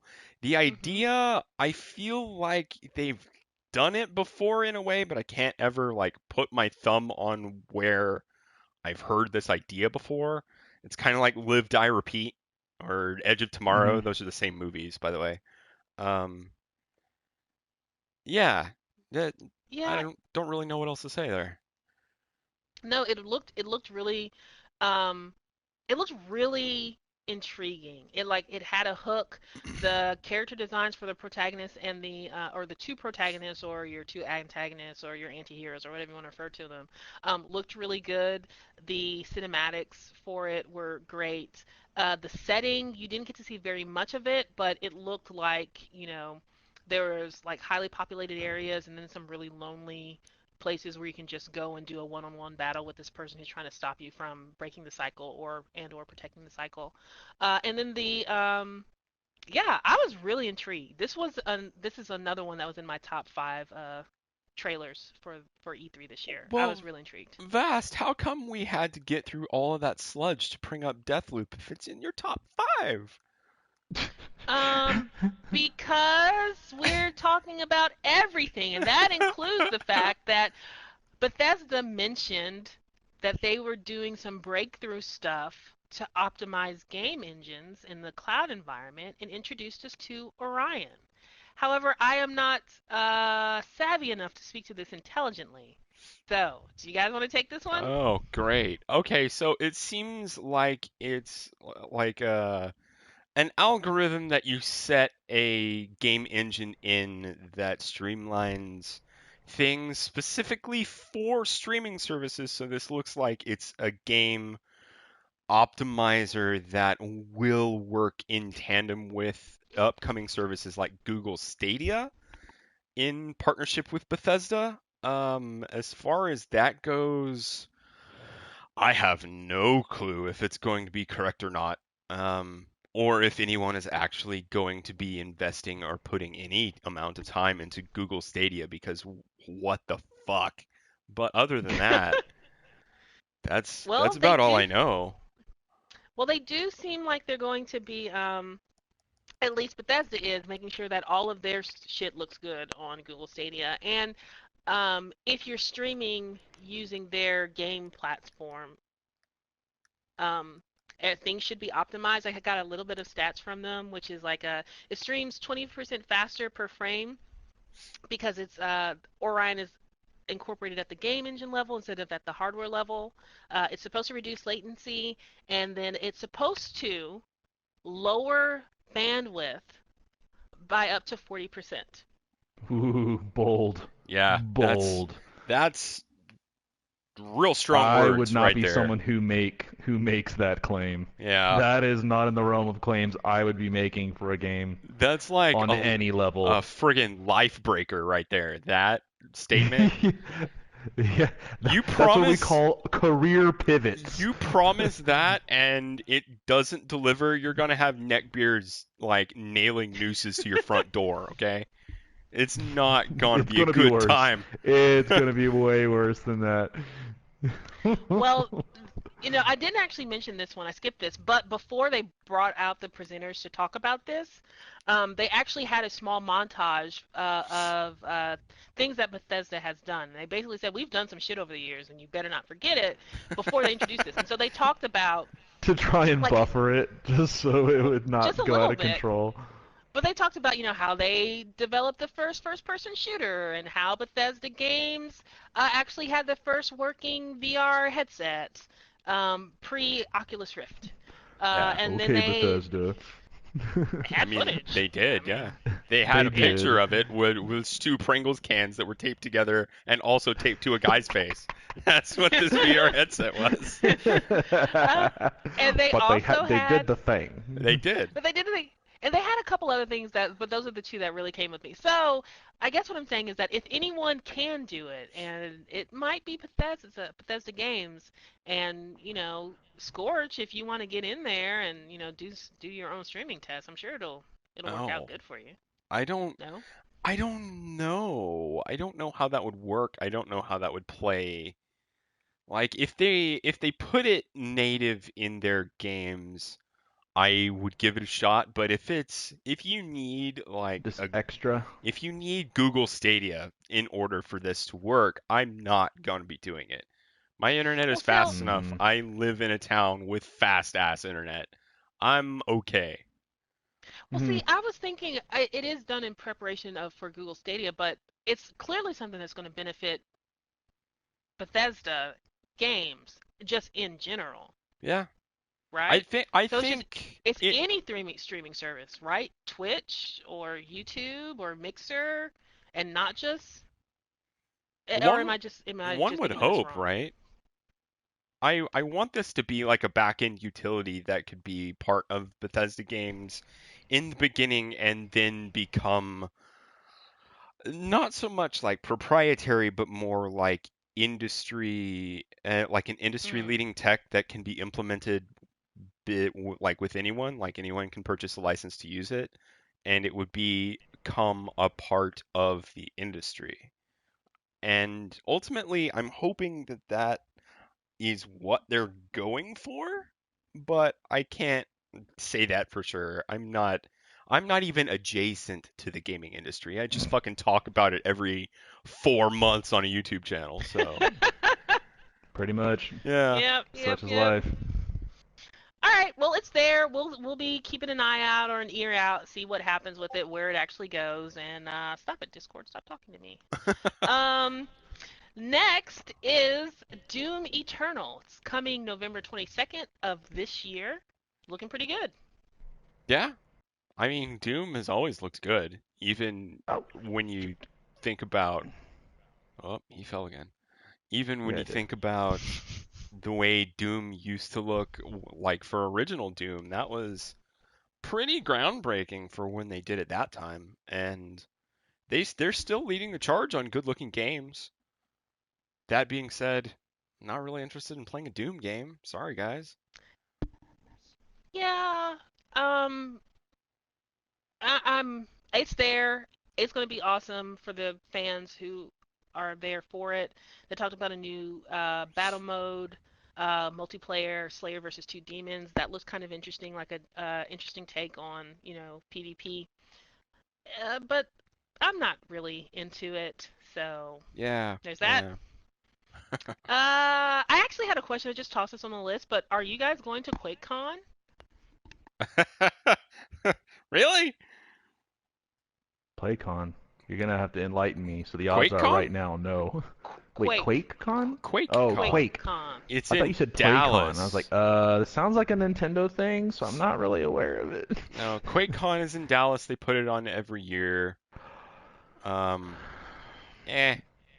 I've never gone Probably not. before. I'm not really a con dude, so I think I'll sit in my nice leather chair and reap the I don't see news from myself my being spot. con worthy unless I had a cosplay to go take or something. That's probably Yeah. the only reason I would show up. Curse you, Anthem. Okay, moving on to Ubisoft, which is the next software studio developer on our list. And we're just going to go straight into their big announcement, the largest part of their presentation this year, which was Watch Dogs Legion. Ambitious. Hmm. Yes, I have to say after watching that trailer, that is quite something to go bite off. And I'm shaky on how its execution is going to be, quite frankly, Yeah, because honestly, I'm kind of that looks worried about how that's really gonna ambitious. that's gonna pan out. Like And they're taking things to entirely new levels, never, oops. ever, ever seen in a video game of the magnitude that they are expressing that they want it to be. Not saying how it will be, because Lord knows how it'll turn out with the Oh, way that the We've video already game had bar has so been many set. false promises. I don't want to Oh invest man, any yeah. man. emotion in But in this. they But let's they tell are them what touting they're a doing. lot. Okay. Well, let's get into it. What are they actually touting? So they have said that in this game you are a how did they Resistance put it? fighter. A resistance fighter in London, in post-Brexit London, social commentary, social commentary. Um, and any NPC that you run across, any of them, it doesn't matter if they're part of like the paramilitary forces that are in London or the random grandmother feeding pigeons in the park, Who is an you ex-assassin? you have the ability to recruit them and then play as them once they're part of DedSec. And Yeah, it's Which is the crew, which is the resistance. yeah, yes. and I am worried about this. I'm very worried about this because one of the things that they said was that uh, everybody has a certain level of awareness and or liking to DedSec, and in order to recruit them, you're going to have to like go on a mission or do some kind of favor for this person that you want to recruit, right? And Hmm. that means inevitably, since you can't write a unique story for every single NPC that's in your game, you're going to be running like a certain amount of archetypal missions, which means at the end of the day, you're probably only going to have like 3 to 5 recruitment type missions that you're going to run over and over and over in the same spots over and over, fighting the same people over and over, depending on the mission. And And the variation you get will be voice lines, fighting style, and maybe some one-liners or something from the people. yeah, I'm worried that it's going to get very stale if you go the route of recruiting as many people as you want.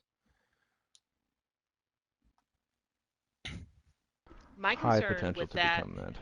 Yeah. well, my concern with that is that that if just about everyone, because I don't think your enemies are recruitable, but they might be. Who I knows? think they are. Um, uh, well, that um, there will only be so much variation between the characters themselves. So Oh, that yeah. Yeah, so rather than just that's a reskin of the same wireframe and roughly the same voice line set. yes. Mm. So that's where my concern comes in. Like, what if I just want a whole horde of old ladies? And that's going to be my crew. Golden Girl Squad, go! Yes! Thank you for being. Oh, anyway, um, but I just feel like there's not going to be that, the voices are going to be fairly similar. Their playstyles are going to be fairly similar between these different sects. Like your former MI6 operatives, your former like London Metro, police officers versus your hackers versus your grandmas versus your assassins. Like those are going to be pretty similar. Um, and so, but I do applaud Ubisoft, as I always do, for their ambition and for actually going out and trying to execute these things. Because Lord knows, not everyone else is, and when they do, they rarely hit even as high as Ubisoft does recently. Um, Yeah, it's very the true. other thing that they did say that everyone is fully voiced, so that Yeah. is cool. And they did say that they're pulling in, like we mentioned before, like there's MI6 operatives, there are hackers.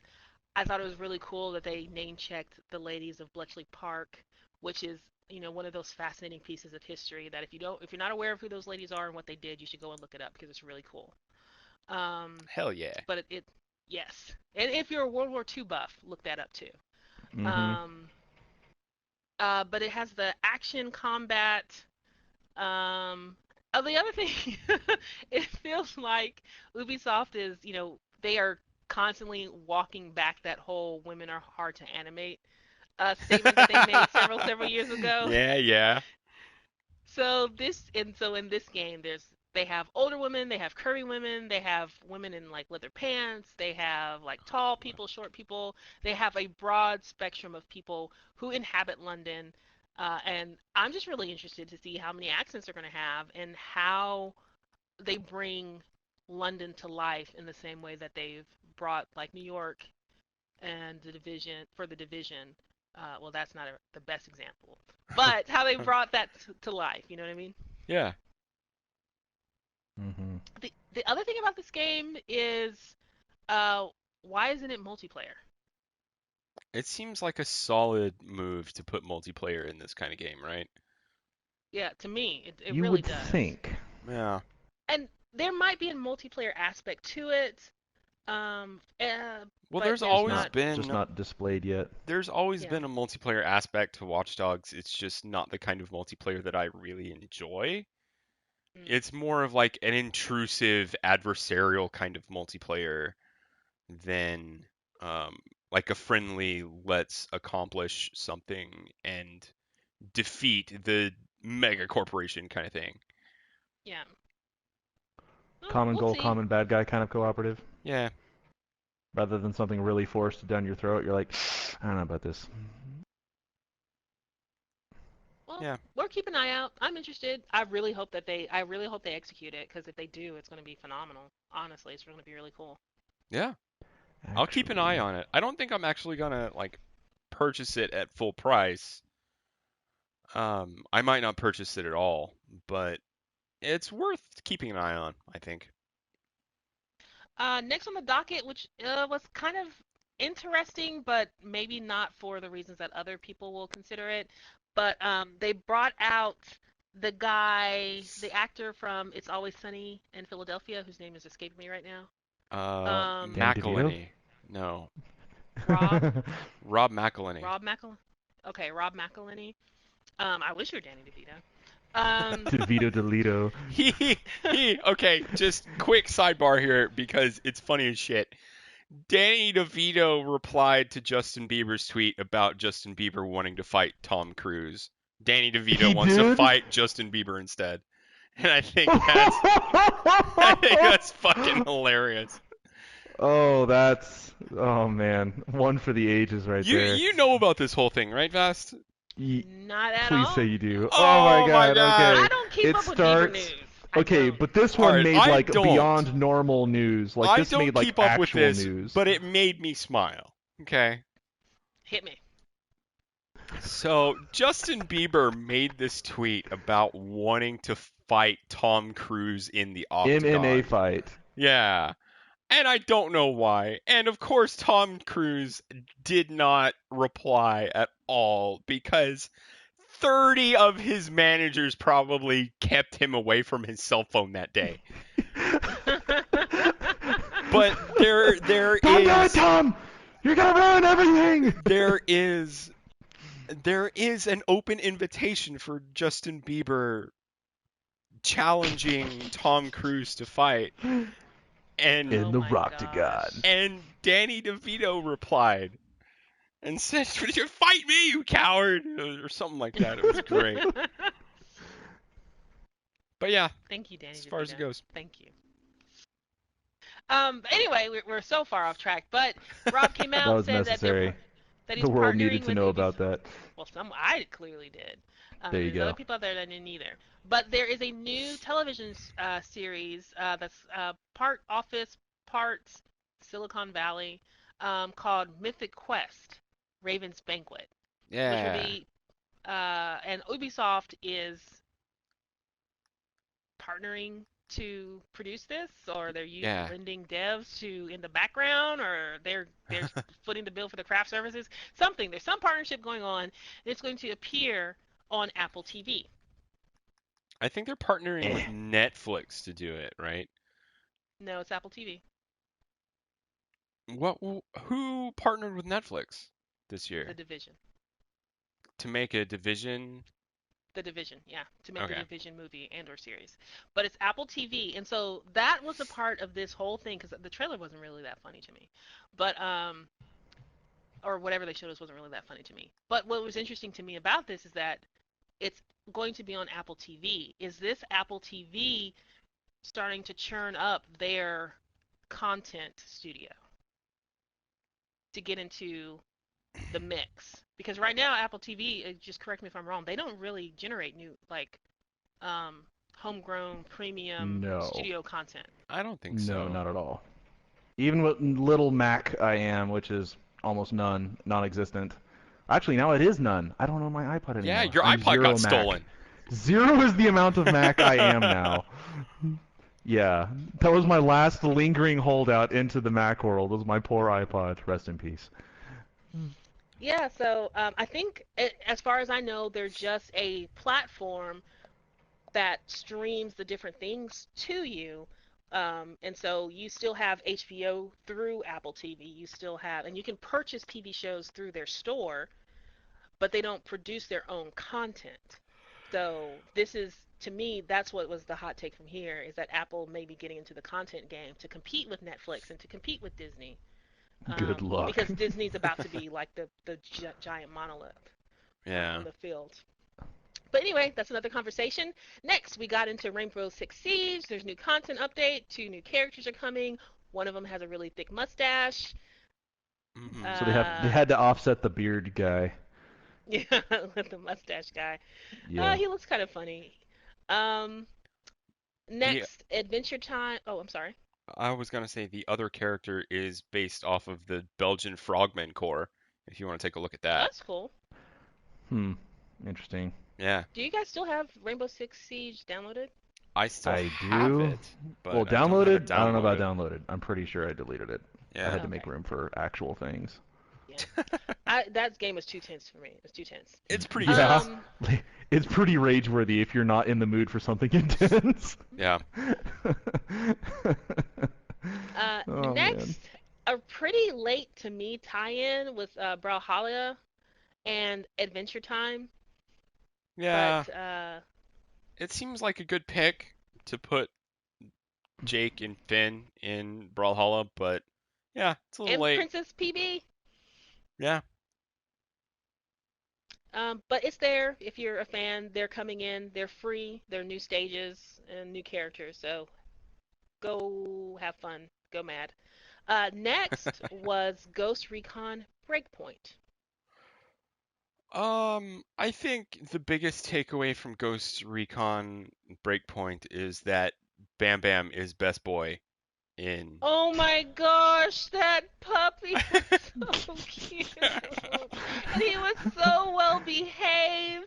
He just laid there. He was such a good Well, do you think they're gonna I put a dog in there that's not well behaved? I would, if I were I could have that swore there was a dog, John Wick reference in there somewhere, but they withheld. I would absolutely lose my shit if there were 1,000 people in that audience and I was just on the fucking stage. You know what I mean? Just, Mhm. there. Yeah. Mhm. But you're hanging out with what's his face, Barenthal, whatever. Yeah. Thick thighs. I only know him from The Walking Dead, so. Walking Dead man. I don't know. Did you guys not watch The Punisher? No, I Oh, I know, did I watch know he was in the the new Punisher. Punisher. I didn't. The new one Mhm. I didn't. I did not watch The Punisher. I have tolerance levels of things, and this went over a line for me, in Hmm. terms of violence. Like, um, Ooh, I I might like love, it then. yeah, no, this one, like, it's Ooh, really well done. yeah. What was the Daredevil? Yeah. Daredevil, in terms of like realistic violence. Like, I love, martial arts films like nobody's business, but there's like a certain level of realism that I'm just like, So you have also seen John Wick? dude, of Yeah. course. Just making sure. I mean, I'm just I've making seen sure. John Wick, so, I know, that's you why I had know. to ask. Just Yeah, I've seen one making and two. sure. Sadly, I have not seen three, but that's just because I Ooh, haven't made it go to the theater yet. watch it. I I mean, know. It's really good. difference of opinion, but this John Wick is not E3. No, Yes. but he is Keanu Reeves. But anyway, it just as an aside, I heard that the storytelling for The Punisher is really, really good, and that the villain is equally as compelling as the lead. And That's so kind if of you're hard to interested in this, do really good. well, so I'm surprised. I haven't seen it, so I'm extra interested now if that's the This is case. just this is just what I've heard, but I've heard Hmm. it and I've seen like clips and stuff, but I've heard it's really, really well done. And out of the group of them, it's equally as good as the first season of, Daredevil. Okay. Oof, bold. It's a different story, but it's equal as good. All right. Anyway, sorry. I Ghost Recon Breakpoint. It's here. It's coming. They are going to have AI teammates for solo players. Um, the beta test is on September 5th, and the game drops on October 4th. There is also a Terminator tie-in with this game. Why is I enjoyed Terminator coming up so often? the Like, new film is coming out this this year. is that the Terminator is this year's Zombie Bear. I don't understand. Well, the movie is coming out. Did you guys not see the Terminator trailer? Uh-uh. It's pretty good. Actually, the trailer, I don't know if I saw or not, actually. You should go watch the trailer. The trailer's actually pretty good. Um, it had some moments, and it brought back the fan favorites. So, Mm-hmm. um, Laura Hamilton was in it, and she looked like a boss, so that was cool. Yeah. All right, Hmm. I'm digressing. Moving on, mobile game, Tom Clancy's Elite Squad. It's the only place where Sam Fisher isn't dead. So, if you love Sam Fisher and not your wallet, go ahead and look this one up. Next is Just Dance. They're celebrating 10 years. It's coming November 2019. Get your fat ass off the couch and go dance a little bit. Can I just say that their Just Dance segment was kind of on the low key this year compared to Yeah, others? last year's was much more hype. I was ready for it to be like bombastic and ridiculous and to have, tons of references and stuff, and it was like a 1 minute and a half dance routine. Yeah, it last year's was Do do much more do. sprightly, Dance over. honestly, or Yeah. maybe the year before last, but it was much more sprightly. However, it's a big franchise for them, and there's a lot of applications for Just Dance. Yeah. And so, you know, like I said, get up, go out there, dance. Next, For Honor, there's a limited time event, Yes. Shadow of Hitokiri. Yes. You Uh, pronounced it correctly. I mean, I've watched a lot of anime. Uh, my faux Japanese is really well done. Yeah. Um, but yeah, I was actually interested in this limited time event to the point where I'm seriously considering re-downloading For Honor onto my drive Wow. and playing it. Just to see what it's like. Not to play the multiplayer aspect, but just to play this thing. Yeah. The only way that I would get back into For Honor is if they started to tease things similar to the way Blizzard is teasing the next Overwatch, where they have more PvE focused game, which is the way that they're starting to market Overwatch 2.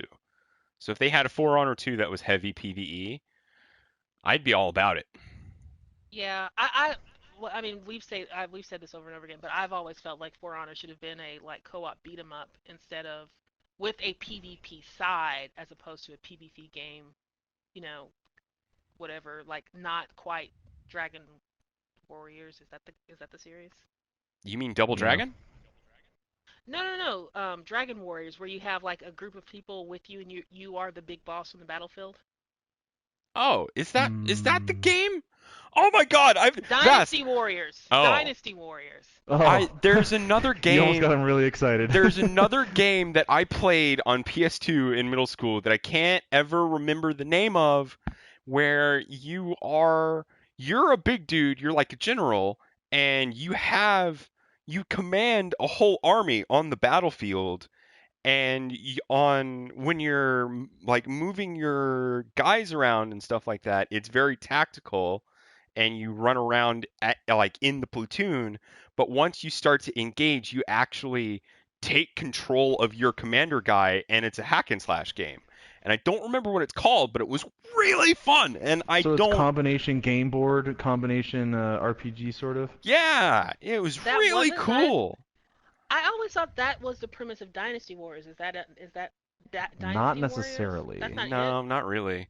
Dynasty No, that's Warriors is not the more Dynasty like Warriors focus. you are a guy that is way better than everyone else. See how far you can raise your kill count. That's about what it is Yeah, now. that's pretty Okay. straightforward there. Yeah. Okay.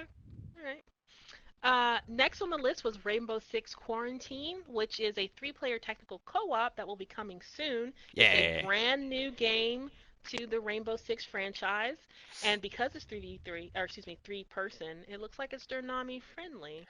Hmm. I And am it's not Rainbow Six interested. Siege, which means the stress level might be slightly lower too. I am very interested in this game because one, it's DerNami Gaming friendly, a And we trio. haven't had some of those in a long, long Yeah, time. that's true. And in the game, the person who picked up the hostage in the PvE scenario was Ella, which is an operator in Rainbow Six Siege. So Oh, I'm that's cool. wondering if they are going to port the operators from Siege into Dude, Quarantine and let you undoubtedly. play in PvE, which is really cool. I'd really like that idea. Undoubtedly, they're going to let you do that. That's such Oh, an well, that would be awesome cool. idea. Yeah. I mean, the skins and the infrastructure is already there. They literally just go click and it's on. Yeah. Hmm. Well, then that makes me even more interested. Honestly, it makes me more interested. I think I would be more interested in that type of game. I liked Ghost Recon, but when compared to like the Division, I liked the gameplay for the Division a little bit more than Ghost Recon, but it's like on an infinitesimal level. But Yeah. anyway, I bring that up because the Division 2 is next on the list. Just running through it real quick. There's a free-to-play weekend right now, June 13th to the 16th. There's new content coming up. Episode 1 is in the summer, where they're introducing new main missions and 3 new areas. The presidential compound, not Camp David, I'm supposed. The National Zoo, and then Kinley College. Um, and I couldn't decide which college this is supposed to be based on I don't know either. because I don't know all the universities that are in DC outside of like Morehouse. Episode 2 is coming to the fall. The Pentagon is the new stage that will be there. And then the second raid will be introduced. And then episode 3 comes this winter. They showed a new trailer. There's a larger story update with episode 3. And it looks like they're taking the division back to New York because it looked like they were on Coney Island. Coney Island. Interesting. Yes. So that was kind of interesting. It was New York, but not in the winter. So, So nice instead of gray wintry snow, New it's going to York. be gray trash. basically. The smell of the city, I don't miss it. All right. And finally, the Division 2 mentioned that they are, as we said before, partnering with Netflix to come up with a Division film. And it will be starring, they have major star power here, Jessica Chastain and Jake Gyllenhaal. Yeah, that's a thing. Might That's a watch, maybe. Yeah. Did Can't you really guys say much watch more. Did you guys watch the Division, the actual Division, like 3-episode miniseries that they had when No, the I first one didn't. launched? I'm not even. Didn't actually know they had one. Yeah, me neither. Was it good? I think you can. Uh, it wasn't That tells me not so bad. much. Well, here's the thing. It wasn't bad, but it was really brief. They introduced like maybe 3 or 4 characters in like a kind of like a vignette setting. So you just had like a really brief. This is an operative. This is their life, and this is what they're doing now. But some of the fight coordinations were really cool, and I honestly briefly lost my shit when they introduced one of the firemen uh, enemy types Mhm. with the flamethrowers. I was like, that's so cool. But I think you can watch it on Prime. I don't remember if Okay. it's Prime or Netflix, Well, I've but it's got out there for free to Prime. watch. I'll take And a look. I'll go and find it. it's like, I don't even think it's an hour. It might be like 45 minutes at most, but Yeah. it was fun. You know, it Cool, wasn't cool. bad. But I do like the general idea of the Division. I think there's a lot there. I think if Ubisoft is doing anything wrong, it's just not doing giving the story. They're doing a disservice to the story. I'm sorry, that's what I'm trying to say. Yeah. And if they had a stronger narrative, I think the game would be 10 times better. But I think the gameplay is there, and I really, again, I don't want you guys to purchase the Division, but I do want to play it with you guys because I'm playing it by myself, and it's fun, but it's just not the full experience. You know what I mean? It's just not DerNami. It's just not your mommy. Next, Ubisoft PC subscription service. Uplay Plus is $14.99. It's there. Next on the list was Roller Champions, which, as I described, is not Quidditch on skates. Yeah. What do you guys think of this? I like that Uh. Ubisoft is doing stuff like this because video games and the gaming industry as a whole is a place and a platform where you can potentially make any game and tell any story. And this is new as far as video games go, and I will be annoyed if you can't pick bad bitch roller derby girl names. That will be You know what I quite a mean? sticking point. Yeah. Like, how dare you ruin this for me before it even began? Yeah. Well, it looked pretty cool. It was a three. I think it was a maybe 3 or 4v4, 3v3, 4v4 PvP sports type game. The level they showed looks cool. The character design looks pretty cool. And there's a pre-alpha demo out right now on Uplay, but I think which is for PC. So if you're interested, you can go there look. And the last game on the list is Gods and Monsters, which is coming out February 25th, 2020. And it is a story of mythology and ancient gods. It's from And the I, I do like Assassin's Creed mythology guys, stories. right? Yeah, mm-hmm. They didn't with a really very different take show. on the animation style. Yeah, they didn't really show a whole lot in the trailer. The They're trailer. like, here, this is what this is, and then It was only enough to garner that's what about the it. animation in the game will look like, and that was about it. Like, that was the extent of it. Yeah. So I saw this game and I thought to myself, this is what. Oh shit! What is the name of that franchise? That series? I just lost it. The main character is Pit and it's from Nintendo. Oh, yeah. I know what you're talking about. Yes, It's that gonna one. kill me. As far as as far as my knowledge goes, it's Guy from Super Smash Bros. But I know he has his own Kid story. Icarus. Yeah, there we Kid go. Icarus.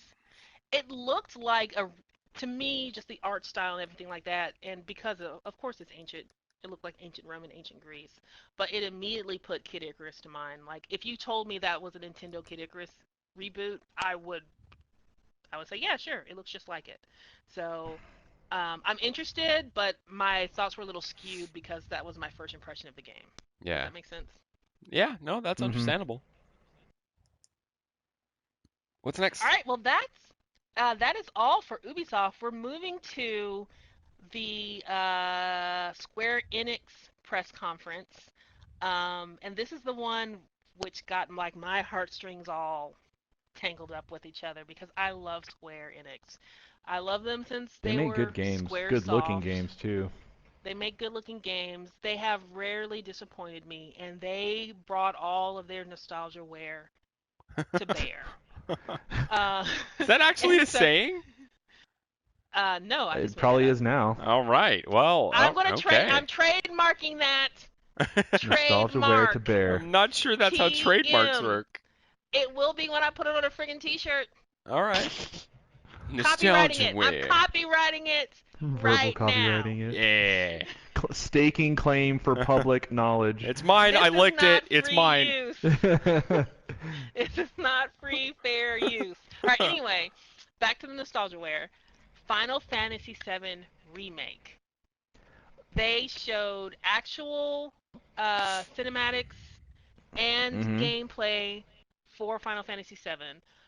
I this is So I really never played the Final Fantasy VII. My first introduction to Final Fantasy started at number 10 and on. But I know 7 is heralded as like the Final Fantasy. Yeah. So I believe I will purchase and play it so I can say, yes, I have now experienced Final Fantasy VII, the thing that everyone has clamored about and set the bar for Final Fantasies.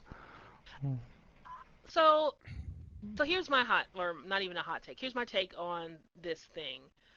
What astounds me so much, and it hit me when they released Final Fantasy Advent Children, is how far the Final Fantasy legacy has gone. And if you do a comparison, screenshot comparison between the polygonal Number shapes 7, of yeah. 7 to what they're doing now, it blows my freaking mind. Um, Technology. Technology advancement. But what is also killing me is that they're not just doing a remaster; they're expanding. So in that little section of stuff that they showed, like they added some stuff to it. Like when Sephiroth comes down and is like, talking to Yeah, it's Cloud, not that didn't supposed to happen be in a the original hundred game. percent remaster. It's like an actual slight addition slash improvement, I believe, is what they said. Yeah, which is why they're doing it in phases. But I'm super excited about this, guys, and I'm not even the biggest Final Fantasy VII fan. I love it, but my favorite character is actually Zack, and he's like dead in the series. Um, Whoops. Oops. so and my favorite game is still 12. Okay, that's fair. I do like 12. So yeah, but I'm excited. I'm gonna get it. I am not purchasing the Ultimate Edition, even though it has Cloud on Fenrir, and it looks pretty badass. I had to do some price lookups on figures, and I guess that is an appropriate cost for that package that they're offering. Oh Yeah, yeah. it's really not that bad comparatively.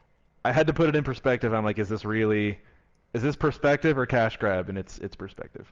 Okay. Next on the docket was Life is Strange 2. Last year they released, oh gosh, what was it called? Captain Awesome? Captain Cape Man? Captain something. Anyway, they had a whole tie-in game that's supposed to tie Life is Strange 1 to the second series. I thought it was Oh. I think he fell off again. Yep, he did. There he goes. All right. What were you saying, Beth? Sorry. Captain Spirit. It was called Captain Spirit, where the Macaulay Culkin type kid was having all this stuff. Anyway, it was a tie-in between those two things, um, and the trailer itself looked like it's going to be there to find your kidneys and punch them until you feel something. I'm not That interested in kind of that. game, huh? I need my Yeah. kidneys. Fast? Not as much as you need your heart. You need a good cry, Scorch. And this game looks like it's going to try and make you cry. Honestly, it No, does. no. Yeah, No. your tears. I Release don't your I tears. don't want that. Not crying leads to like bad feelings in the head space. So cry. Had feelings in Do the it now. headspace. I Do it don't now. I don't want to cry over this game. How about that? Okay, well then I don't blame you. There's a lot of movies I don't see in theaters because I don't want to cry in public. Anyway, moving on. Toy Dragon Story. Quest Builders 2. Yeah. And then and then there are things that like this is just as an aside, but have you guys watched the Netflix series Nope. shit. Me neither. All you had to do was start with Netflix series, and I can automatically tell you what that answer is. Yep. I don't have a Netflix Sorry. subscription, so Oh, okay. So anyway, this is just a really quick aside, and it's totally emotional. But there's a Netflix series called When They See Us, which is about the Central Park Five. Oh yeah, I'm told that that's good. I'm told that it's really good. I can't even watch the trailer for it. Oh wow. Nope, can't even watch the trailer for it. Ooh. I saw a New York Times article with the child actors with their real life counterparts, and my little heartstrings were like, oh no. So nope, Here it can't do it. comes. Can't do it. And so I'm there with you with like not wanting to cry in games. Anyway, Dragon Quest Builders 2. A demo is available June 27th.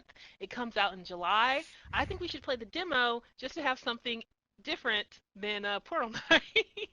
Even though I actually surprisingly enjoy Portal Knights. What did you guys think about Dragon Quest 2 Builders? Dragon Quest Builders 2. It honestly it left very little impact on me, but Mm-hmm. if it's something that we can play in the background while we're recording That's a some filler. podcast, like When it's on sale. yeah, today, it would be a worthy investment because, I can only run around our hometown long enough that, Yeah, I'm there with you. yeah. Right there with you. Next on the list, Dragon Quest. They gave a release date. This is not my series, but it's Mr. Toriyama, so it always looks like Trunks is on my screen, and I'm like, hey Trunks, I want to play this game, but I don't really want to play the game. So Dragon Quest, it's a game. It's coming soon. Yeah. Next on the list, they mentioned some of their small games, indie publishers, Circuit Super. Shirker. You want to run that by me again? You had your mouth full on that one. Go ahead and try again. Full of tongue. Circuit Superstar. Circuit Superstars, and then what is the latest streaming darling Battalion 1944 Eastern Front. Those games are out. If you're interested in that type of gameplay. I hear that Battalion 1944 is like Counter-Strike in COD if they had a sexy little baby. Oh, I see. Okay. Next on the list, Square Enix Music is going to be coming to all your favorite streaming services, including Apple, Spotify, and I think maybe they said Amazon Music. I actually really like the commercial for this. I don't know if you guys watched it. The girl in the coffee shop. I don't think so. When you guys get the chance, you should watch it. It's a really cute commercial. Okay. Next on the list, Kingdom Hearts 3 Remind DLC is coming Q4. It's new content, new indecipherable trailers. People are saying things to one another, and it makes no goddamn sense. Must be good then. Prime Kingdom Hearts. Full of mystery. Yeah. It is Kingdom Hearts, and I am here for it. You are able to play as Aqua and other characters, and you get to see different key battles from different character perspectives. Okay. So, Kingdom Hearts 3, they're still doing things with it. It's and not. That game was a lot of fun. So. It's not all just like, put on some pants, that kind of thing. No one is telling anyone to put on Donald, pants. you need to put on some pants. Shut up! He doesn't need to put on pants. Gosh. Oh, okay. Next, Final Fantasy 14 Shadowbringers. The next expansion for Final Fantasy, the MMO. Third expansion is coming July 2nd. They hit us with some stats. There are 16 million registered players since 2013. They're introducing two new races: the Frothgar, which are buff cats, and the Viera. So I seriously consider going back so I can be Fran. And then they have two Mm. new classes, Gun Knight and Dancer. And it's all coming, so I'm super excited about that. I wish I still played that game. I really do wish I still played that game. Well, I never played it, so, you know, I don't really have a feeling for it. I know that there are people that absolutely love it. A couple of I coworkers of will. mine really like it, but It's honestly worth playing. The only reason I'm not going back to it is because I found out that you have to play all of it to get to the new DLC. Yeah. And ah, I'm not That's interested in commitment. playing all. It is because they put That's so some much in this commitment. game, y'all. Like yeah. they put so much into this game, and it is worth it. Trust me, like it is worth playing it. The I'm all story, the about my money's characters, getting my it's money's worth. really good. But it's a lot. It's like asking someone to watch One Piece from the beginning. Like it's a lot of time investment. Woof. Vast, you've asked us to do that multiple times. Yeah, Yes, unfortunately, aren't because they I like think on it's good episode for like you. 1000, like something? Aren't they? Hadn't they Yeah, break 1,000? They're really close to 900, I think. Oh my God. I can check in a little bit. I haven't watched One Piece in a while, but yeah, Oh, well, because there's just so much. Like when I first started watching One Piece, there's like 500. Literally, the website that I downloaded it from, it had 595 episodes, and this oof, was like in the mid odds. Jesus. oof. Yeah, yep. Dying Light 2, Spring 2020. We mentioned this, so we're going to keep on rolling through these quick things. Romancing Saga 3, Saga Scarlet Grace Ambitions. These are clearly JRPGs because they're just throwing words together. Uh-huh. These are Saga games that haven't come to the US. I haven't played the Saga game. I think the last Saga game I played was Saga Frontier, which was ages ago. it was so long ago, I don't even know what platform I played it on. Was it Game Boy? Was it PS1? Was it. Game It was a Boy. I, thing. I don't know. Like that, but that was the last Saga game I recall. And they're bringing um, two games to the US. Next is Final Fantasy Brave Exvius War of the Visions, which is a tactics type strategy game. It is not Final Fantasy Tactics, but it is like Final Fantasy Tactics. I guess that's better. All right. I was going somewhere, but I couldn't remember where I was going. Okay, next. I was actually excited about this one. Outriders from People Can Fly Studio. I don't remember this one. Ah, guys, this was a three-player co-op with Uh, the really badass Mm. chick with the short hair, and they were fighting like evil things from another dimension. Oh, is it? No, that's. I'm thinking of the Dauntless trailer. Sorry. Oh, guys, this was such a great trailer. I'm going to demand that you go and watch it. But it's coming okay. summer 2020, and it is also 2020. DerNami friendly because, again, it's up to three-player co-op. Okay. I'll go and take a look at it. Next on the list was Oninaki. It's August 2019, but it clearly didn't flip my skirt because I don't even remember this one. I just have a Good date on analogy. it. Appropriate. It's on your list, but you don't remember it? What happened? No, okay, hold on. I'm squinting so I can see into the past, and it is a JRPG game with something that are similar to Shinigami, and that's all I know. Okay. Next on the list, Nostalgiaware coming back. They are doing a Final Fantasy VIII remaster. Yeah, they did Yeah, announce that, y'all. didn't they? It's coming I 2019. didn't play 8. Like I said, number 10 was the first one I actually started on. From what So I remember, Squall is kind of an asshole, but yeah, he's one of the least favorite Final Fantasy heroes or main characters. He's very 90s. yeah. But he had the gun sword, so But he also had one of the most badass character designs. But here's the thing about Final Fantasy games. This is going to be. I started to say this in 7, and then I stopped. But I'm going to go ahead and say it because no one's going to get this far in our podcast. So I can be free. I can be free. I really didn't enjoy the Final Fantasy games, and so I'm really surprised that 7 and 8 are as popular as they were because at the time, in my opinion, there were much more um, engaging JRPGs at the time, like Breath of Fire, like the Breath of Fire series, like the Star Ocean 2, like Legend of Dragoon, like oh gosh, it's the one that I talk about all the Secret of time. Mana. That was previous. I mean, they had one for the PlayStation generation, but it wasn't as good as their SNES version. I see. Um, but the game I always talk about because it's really clearly inspired by Evangelion. Um, Oh, I'm drawing a blank. Neon yeah, it's Genesis gonna kill me if I Evangelion. don't get it.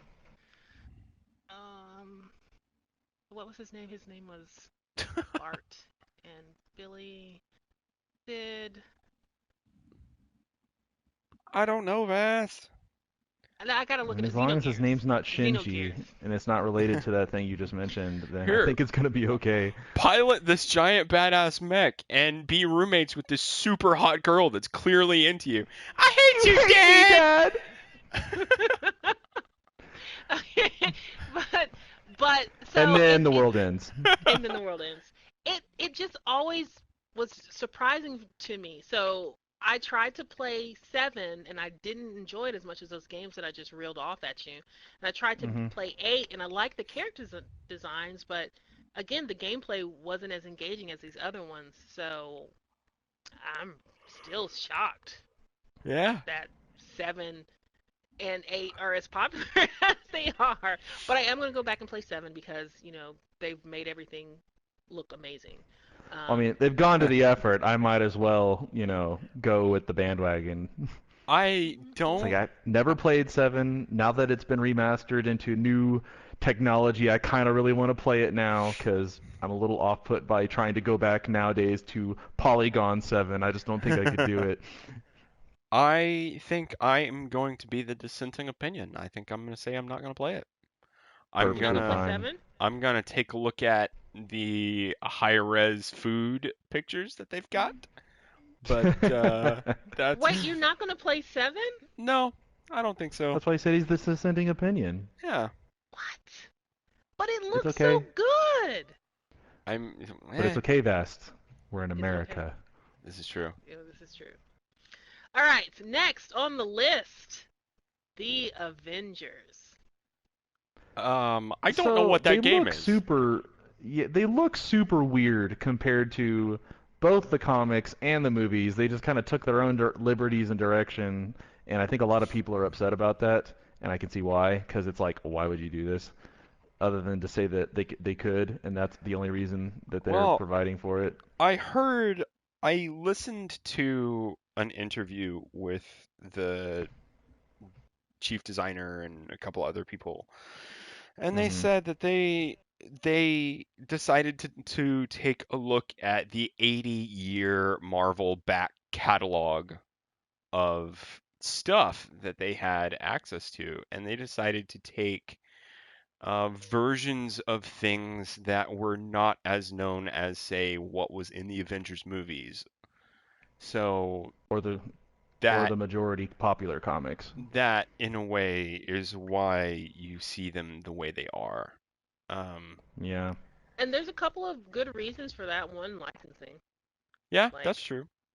it's probably cheaper to license these little known iterations from the comics than from something in the MCU. And then you don't have to worry about the whole voice thing. That's true. Because if it looks like Thor and it doesn't sound like Hemsworth, I would be pissed. Just putting it out Yeah. there. But that guy that's playing Thor in this game, God, Travis Willingham, I believe is his name, the voice actor's name. If you look his credits up in IMDb, voiced Thor like a dozen times. So In the other cartoon series. in the cartoon series and in like mobile games and Well, at least they other got some video consistency there games. then. Mhm. Yeah. So like this guy, he's not a noob at voicing Thor, okay? No. Some might say he I was the Thor before cinema Thor. Yeah, That I think isn't what I so. was saying. I'm saying that if I had someone who looked like Chris Hemsworth and it didn't You'd expect it, sound yeah. like, yeah, Chris Hemsworth, I would be upset. Okay. And same thing, and if I had like Lord, Chris, I can't even stop talking about him because he's so amazing. Chris Evans, and it didn't sound like Chris Evans, I would be, Little it'd be peeved. jarring. It would honestly pull me out of the game. Yeah, Because what you So, expect and what you hear do not line up. yeah, that's mhm. understandable. Very understandable. um, but what's really interesting about so here's why I'm a little wary about this game. Because it is being done by Square Enix, and I think it's gonna be the plots will be Kingdom Hearts. Ugh. You know what I mean? Yeah. Hmm. There's gonna be Yeah. there's gonna be a J flavor on here. J Um, flavor. that Ugh. that leads to some narrative inconsistencies. Yeah. Um, However, what makes me excited for this game is that they talked about a growing roster of heroes, that they have continuing like storylines and missions that they plan to produce for the game. And they said that every new region and every new hero will be free. Yep. So that was really exciting. And also bringing it back to the PS people, they've mentioned some PS4 exclusives, including an early beta access. So I think DerNami will keep that on our radar because I know I like doing beta testing. Sure. I'll take a look at it. See what's up. Yep. And the release date, I'm not interested in purchasing this game right now, but Yeah. the beta might change my mind. And the release date is May 2020. What's next? Hmm. Next is Nintendo, All right. Yay! which Arguably also brought one in The of the thing I will be playing heaviest this calendar year. one of the heaviest hitters of E3 this year, yeah. Nintendo. They brought all barrels front and center for this E3. They And really did. boy, did they lighten their payload a lot by shooting it all into our faces. They had they had a lot of things. They are resting easy, as they Oh might say. my gosh. But we have to Well, go in order as is procedure. What is the first on your list, Fast? all right, we're just going by conference list, and the first thing is they started with like their big breadwinner, Smash Bros. They introduced new characters that are coming, which is the hero from the Dragon Quest series, and then the different costuming types. So you'll have the hero from the various, at least last 3 or 4 Dragon Quest games. Again, I'm not really familiar with the series, but I recognize some of the faces. The Goku was there, Trunks. Um, Someone else from the Dragon Ball series. It's a lame joke, but it's true. Those Mhm. characters Mhm. all look the same. Uh-huh, they do. And then Luigi's Mansion 3. Hold on, wait. You forgot a character that's coming to Smash Bros. No, no, no. Yes, That yes. that appeared later in the show. Son of a bitch! You will not get me off this list. Oh, Banjo and Kazooie are coming up Smash Bros. I ruined your list. No one There. heard it. No one heard Yes. that. Well, Thunder okay. No one heard stolen. it. The three of us No. heard it, and nobody else is gonna hear it. But yeah. Okay, it's out there. Luigi's Mansion 3. It's coming.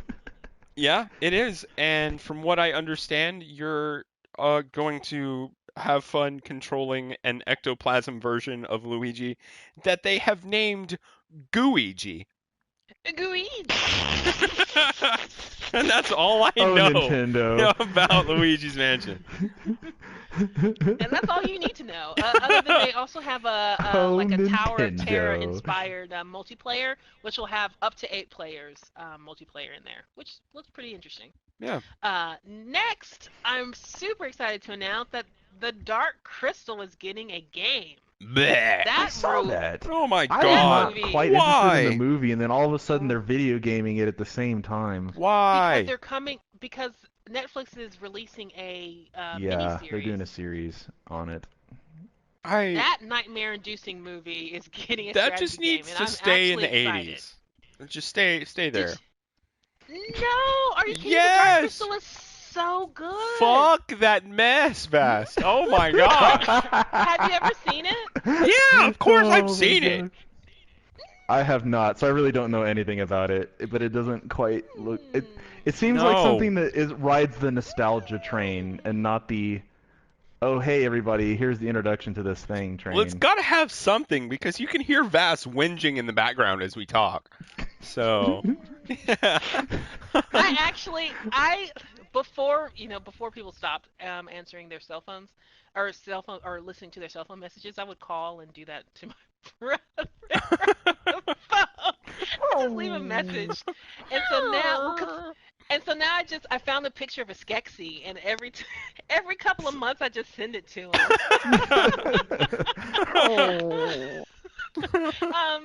But like many of the children's films from the 80s, The Dark Crystal is horrifying in its execution, but it's so well done. And it's one of those things like practical effects that I hope doesn't die out because they just look better on film. It takes a certain level of artistry to produce, and the results are actually breathtaking. Just to see the imagination bringing something, someone bringing their imagination to paper and then bringing it to life in a way that works. And so I'm super excited about the Dark Crystal in general. Well, Vast, I don't think I've ever disagreed with you harder than this moment. It's Look, okay. We're all free to think here. Oh were you my traumatized by God. this film? No, Were you traumatized? I don't see a reason why we need to bring that back. Oh my gosh. You just wanted to leave it for the Chronicles and leave it alone. You know what I remember from history that I miss right now? The Black Plague. It's not the same thing. Yeah. Oh man. It's not the same thing.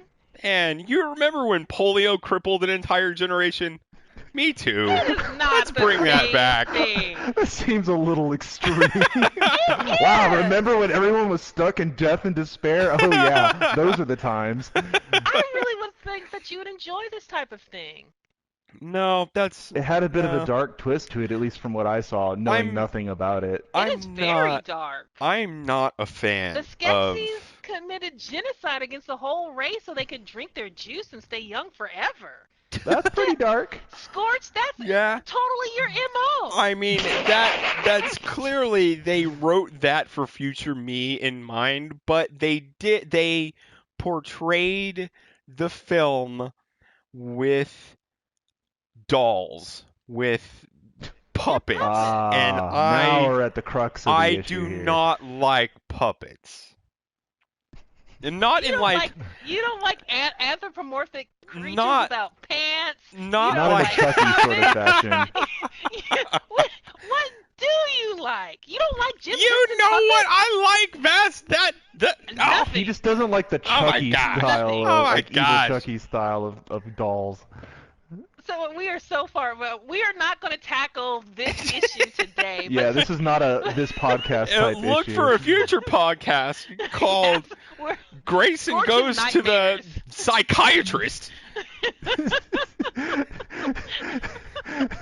Wait, so you don't like Fraggle? So that's a whole big no, chunk of like 80s, good 80s Lord, like stuff. no, I don't like want any of that. No. Absolutely. Like no! I'm not gonna lie, I don't like the Muppets. Yes! Thank you! Crazy! I'm not gonna also lie, I never watched Muppets growing up, and even now when I look at them, I'm like, they never appealed to me, Bess. I have to cripple you, Bess, until you know I did not. Oh my God! Well, now I know. This is why I'm your friend. I'm here to save you. But that's another podcast. Okay, we're going to confront these issues in the future. Next on the docket. Psychiatry session with Madam Empires. I wish I Why the childhood is missing. It started at a very young age. Yeah. Next is I Legend of was watching Zelda: the Link's television and then Awakening. had nightmares, and I couldn't watch this thing anymore. Well, I mean, clearly that's what happened. I'm just putting it out there. Actually, I didn't have Uh-huh. nightmares. I just thought it was weird. Yeah, me I too. brushed it off as weird and moved Anyway, on. Legend of Zelda. Link's Yes, what an Awakening. excellent topic to slink to. Still need to It's play coming. Breath of the Wild, because still need to buy a Switch, Whoa, but it whoa, will all stop, Hold happen. on. It You're will jumping all the stop, shark happen. here. stop, I know. stop, stop. This is not that game. This is Legend of Zelda: Link's Awakening, the remake Oh, of. you made a different one. God dang it, Bass. Why you do this? They appear like 3 times on this list, okay? You just kind of have to roll with it. I know. I know. Okay, so September 20th, 2019, Legend of Zelda: Link's Awakening remaster, or excuse me, remake is coming, and this is the one that has. I put it on the list, but it has literally one of the most engaging art styles I have ever seen. I love the way this game looks. Yeah, it looks pretty cool.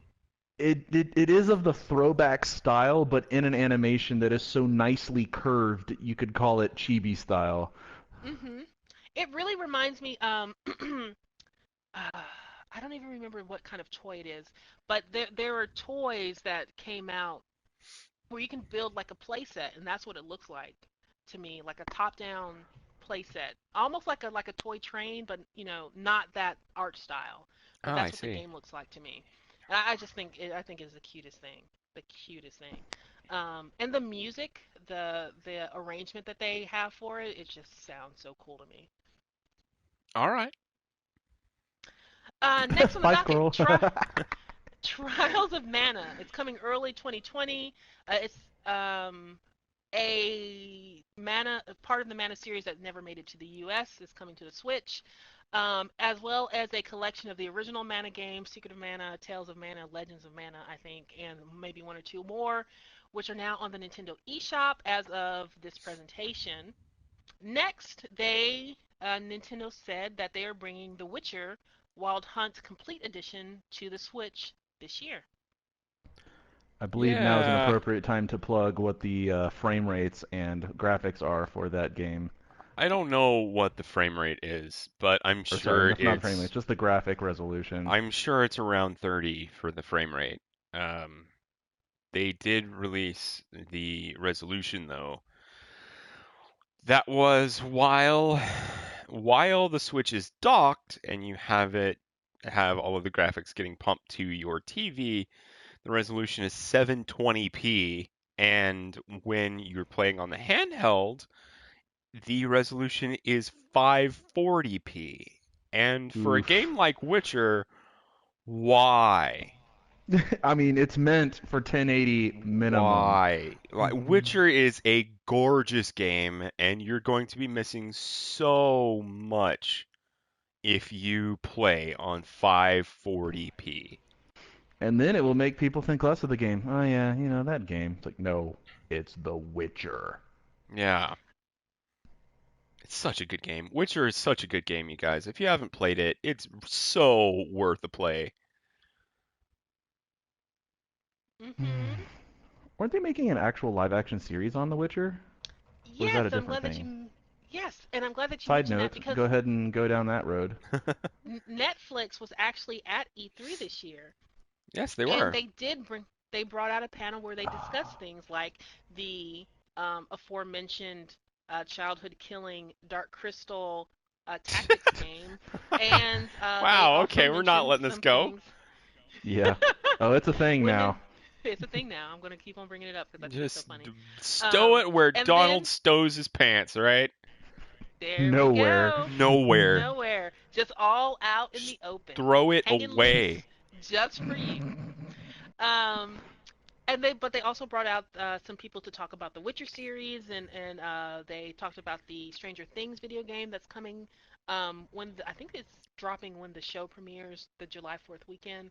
So Netflix also had a big presence at E3, which is something we really don't have on this list, but I did want to make reference to it. Yeah.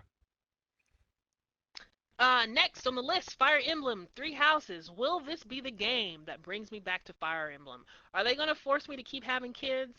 I don't know, but I'm willing to try. You're talking about in Fire Emblem, right?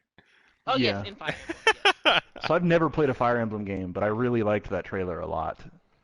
Oh, Fire Um, Emblem. If you like tactics games, Fire Emblem I is up there. can when I'm in the mood for them.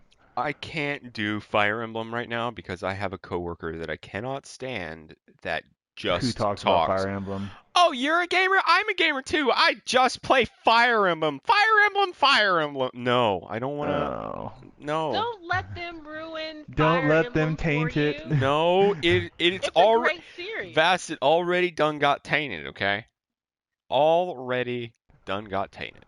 We need a You're stronger than this, we Scorch. need a biohazard You scrub You're know down. stronger than I'm your not. I'm a fears. vindictive asshole, and you know I'm not stronger than this. You could be if only you searched your feelings. No, You know it to be true. not possible.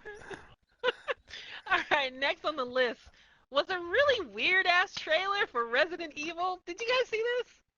That's Maybe probably why I didn't recognize it was Resident Evil because it was so weird.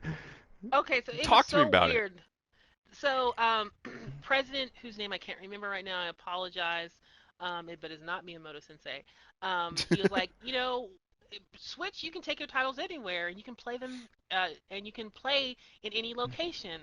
Why not try playing uh, a game like this in a location like this? That was the gist of what he says, and he snapped his fingers, and then the next thing you know, you and a friend are walking through some spooky woods and approach this murder house, and you sit down and play Resident Evil.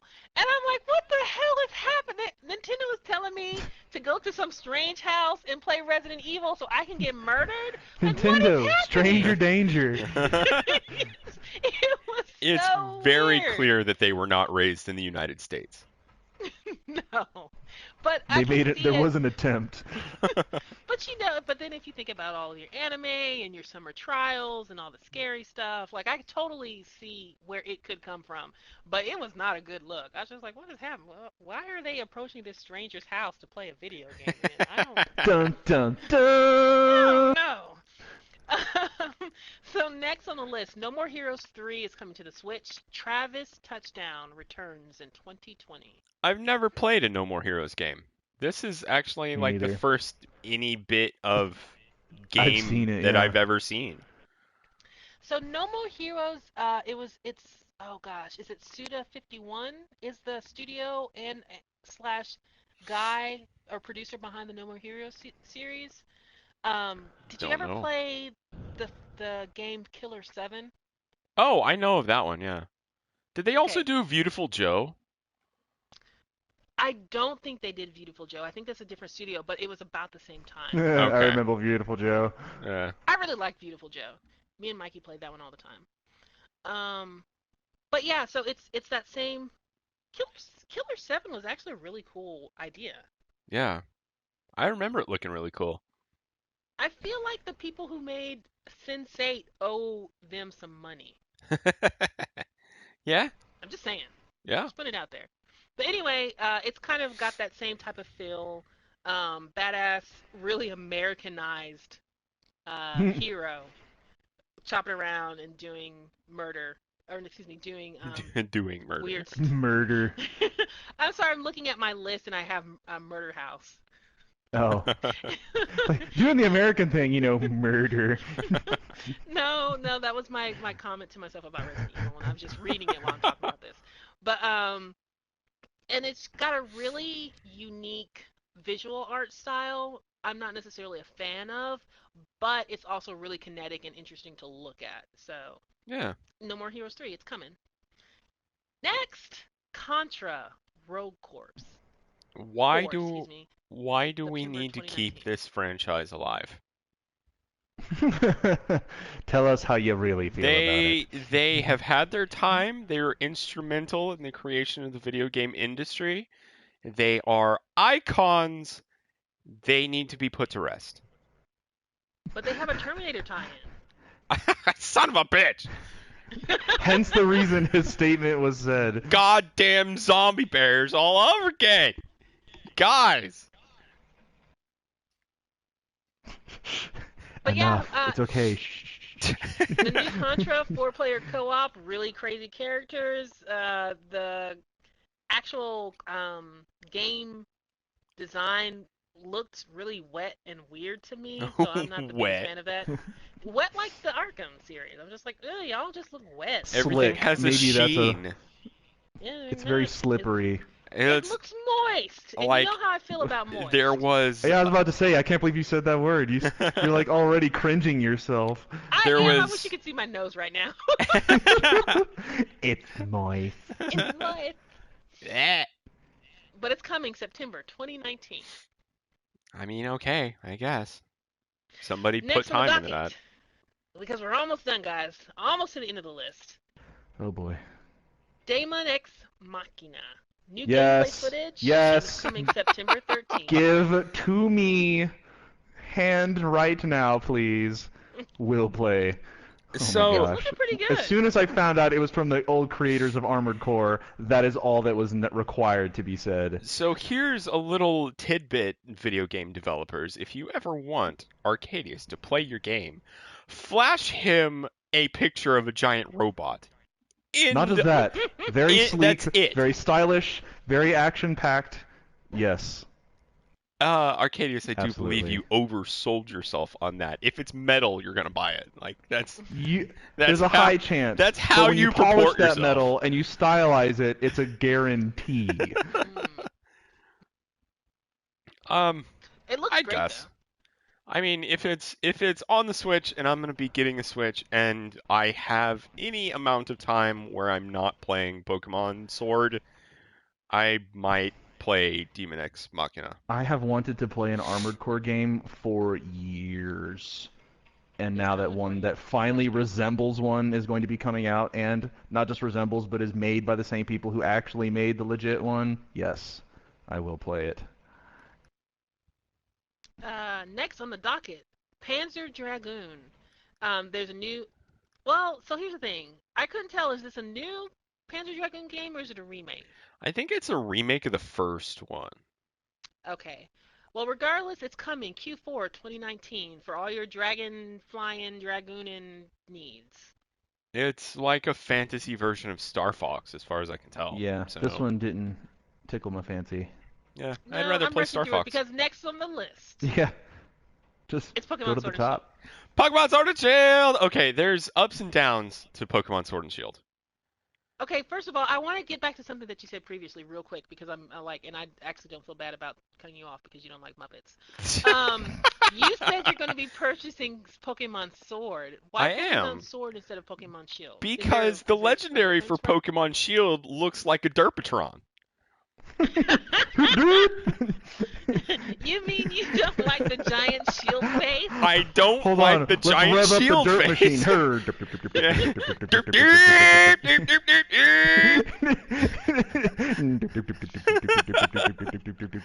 Yes, I'm going to be purchasing Pokemon Sword. Sword. Okay. It's all right. Now, please continue with your first thought. Now that I've derailed you. Um, it's Idle that in the like background. more of a mainline Pokemon game than Let's Go Pikachu or Let's Go Eevee was. It's a new region, new Pokemon, and here's where the downside starts, and here's where I'm saying it is not completely a mainline game. Not every Pokemon is in this version, so it means that this won't be the new step up in tournament play or anything like that. It'll be a lateral. It's gonna be, yeah, it's kind of a sidestep. Mm. I as Did they say far why as all of them aren't going to be in the game? well, Balancing issues from of what I quantity, I would understand, think. yeah, they're saying that they're having a really hard time. You're going to nicely and blendly balance 900 entities of battle Yeah, and all of their that's various types and counter types and resistances and oh, that's what they goodness. said, is that they're having I trouble mean, balancing. I'll believe it. I will take their word for it. Yeah. But I have held out actually purchasing the Switch specifically for the For event Pokemon. that they release a Pokemon game like this. So this is going to be like my it's $300 game. This is it. I totally respect that. Yeah. I really do. I really do, because that's the whole reason why I own a Switch, I is couldn't to quite play do a that. I few had to wait games. for a good trio, at least a good triad of games for it, and I think we're at that point now. So Vast. Smash Bros. Wait, Breath wait. of Yeah. the Wild. I'm sorry, go ahead. Okay, well, I was gonna ask before we move on. Uh, it sounded as if there was a little bit of resistance when I said my reasoning behind why I was getting Pokemon Sword, and I'm wondering if that's because you, Vast, are leaning towards Pokemon Shield. No. The legendary Pokemon looks stupid. Okay, all right, All right, that's fair. consensus obtained. All Moving right. on. Glad we could go ahead and put that one to rest. No, I actually had one more question to my connoisseur of Poke. What did you think about the Dynamax thing? The I don't Dynamax gimmick? I don't care. I really don't. Or the raid. Or the Pokemon raid. The Pokemon raid is gonna be interesting. I don't exactly know how it's gonna work as far as like if everybody in the party catches that Pokemon or if just one person catches that Pokemon. But Oh, that'd be lame. yeah, I don't know how that's gonna work. But it seems like an interesting thing to do, I suppose. Hmm. All right, next on the list is Astral Chain, which is coming August of 2019. So already Fire Emblem, and then an Astral Chain, and the next month, and that's just like more money than I'm probably going to be giving Nintendo. Astral Chain looks Um, pretty cool. I'm not gonna lie. I It like the it way it looked like a looked and the game that way I the would way it play. looks like it played. It almost, I won't quite go so far, but it's the only descriptive term I can use in a sort of Ninja Gaiden fashion of how you can no, maneuver, no, just ever so slightly. There was a no, slight hint do of it. not put those words I know, together. that's why I already told you. I Don't prefaced it with, I don't don't do think I can that. do it, but I'm going to try. Honestly, It I think it looked more, in my opinion, in my humble opinion, it looked a little bit more like a Devil May Cry. Yeah, or I was gonna say Ah. God Eater because it looks it looks a lot like God Oh, Eater to me. okay. Yeah, but But it looks like it's something I'm going to try. I don't really have an opinion on it. It's not gonna be a game that I pick up. I don't think. Well, will you be picking up the next game on the list? Empire of Sin, coming to you spring 2020 with Mafia gameplay and I actually enjoyed the theme song. Um, I am not. Okay, moving on. Marvel Yeah, Ultimate and Alliance 3. Marvel This Ultimate game Alliance looks 3. fun. Eh, okay. I mean, eh. Never played the But it first two. has everyone. Oh, I haven't either. But I'm trying to talk it up. It has everyone. It has Miles. It has Miss Marvel, not to be confused with Captain Marvel. Hell Ghost Rider, Nicolas Cage? Hellraiser, Nicolas yeah. Cage, Elektra, Spider-Gwen, Thor, Deadpool, the X-Men, Guardians of the Galaxy, the Fantastic Four, the Avengers. All of your favorite Marvel people are there. Okay, that's as much excitement as I can get because I really just really Can't sell this anymore. Too much. no. Yeah, But I one probably will. thing we've been going for like 3 hours on this podcast, which is great. And like we're close to ending. I don't know how much gas we have left on this thing, but I'm trying to get us through it with a positive attitude because it's been a while and we just need. This is like weight training. We're We just playing need catch to up. press through. This It's like the pain first is mile you have weakness to run when you leaving haven't the worked out in body. a year. yeah. Yes, so we just got to get through it. And we are getting through it because next on our list is Cadence of Hyrule, which is coming June today or 2 days ago. June 13th, this game was released, so I might be picking this one up. Cadence of Hyrule, which is the brand new game from the team that did Crypt of the Necrodancer. Yeah. Um, It looks looks cool. fun. It's got Link and Zelda. I'm really excited to try it. Yeah. I didn't play Crypt of the Necrodancer, but I heard really good things about it. And I haven't played Patapon in years, so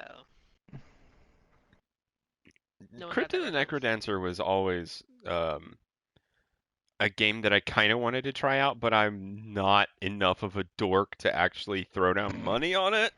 So so I never did. But now that this is coming out, I think I can live my dancing dream vicariously through Do it. Vast.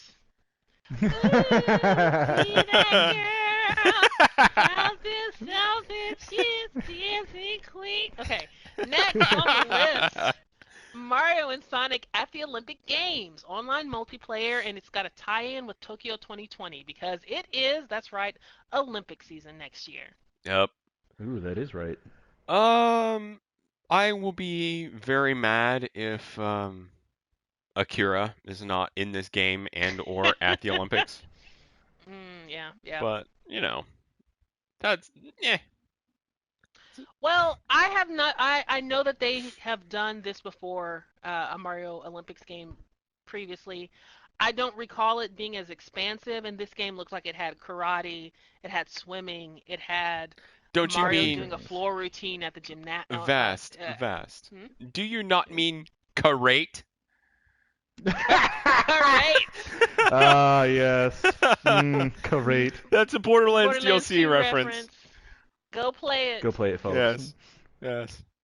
Yeah, but I mean, it's not my game, but it looks like it's a Mario game, so of course it's going to be really well crafted. And I'm sure there are some people out there who will have a lot of fun with it, like a party game. Yeah. Next, Animal Crossing New Horizons, delayed until March 2020, to remove some crunch time from the workers. What do you think? I'm sorry. Every time you're gonna say Animal Crossing, I'm forever ruined by the perception of this game. Cause Scorch sent me that image of the little Animal Crossing girl who's been placed in Super Smash that just says "Square up, bitch" Oh. in a huge ripped out fashion. Elizabeth, I think her name is. Yes, Elizabeth is like super Square up, ripped out. She's like, bitch! Square up, bitch. It's gonna I happen. can't take the game serious Oh anymore. my god. I will post that link to that image in our link dump. Just because. Oh my Just gosh. for that. From what I Arcadius' view understand, of Animal Crossing. I've never played an Animal Crossing game, but what I think of it as is a like an indentured servitude slash debt simulator. So it's like life. Yeah, Yeah. It's a life it's simulator. a go to college Too without accurate. any financial support simulator. Unfortunate. Yeah, Yeah. go to American college. Yeah. But anyway, let's move on. Let's move on, shall we? And next, there's a long list of other things that are coming to the Switch, so I'm going to run through these super quick. Ready? Let's go. Spyro, Hollow Knight Expansion, Ni no Kuni the Original, Minecraft Dungeons, Elder Scroll Blades, Switchblades, you get it? My Friend Pedro, Doom Eternal, The Sinking City, which is the Cthulhu game, Wolfenstein Youngblood, Alien Isolation, Final Fantasy Crystal Chronicles Remastered, Dragon Quest Builders 2, Just Dance 2020, Catan, which is based on the Settlers of Catan game, Super Lucky's Tales, a platformer, Dauntless, and Super Mario Maker 2. Cool. And finally, Yep. what Scorch tried to ruin, but I would not let him.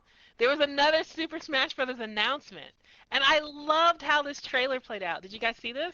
Yeah, they had the Duck Hunt guy, right? They had Duck Hunt, the dog. Right? Am I thinking of the right one? Okay, look. Yes, you're thinking, but you're telling the story all wrong. Okay, so let me start from the beginning. All right, God, fuck you me screwed it then. up. All right, Vass, go ahead. So they have Just sit here with your- my chocolate. You have your rare characters all napping peacefully inside of Donkey Kong's hut. So there's Donkey Kong, Diddy Kong, and King K. Rool, who was an announced character last year, or did he come with the main game? King K. I Rool? played him in Smash. He's Oh. kind of weird to play.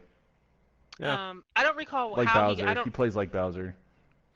I don't recall if he was like put in the original game or if he was a DLC character. No, I he's really don't a remember. DLC. Okay.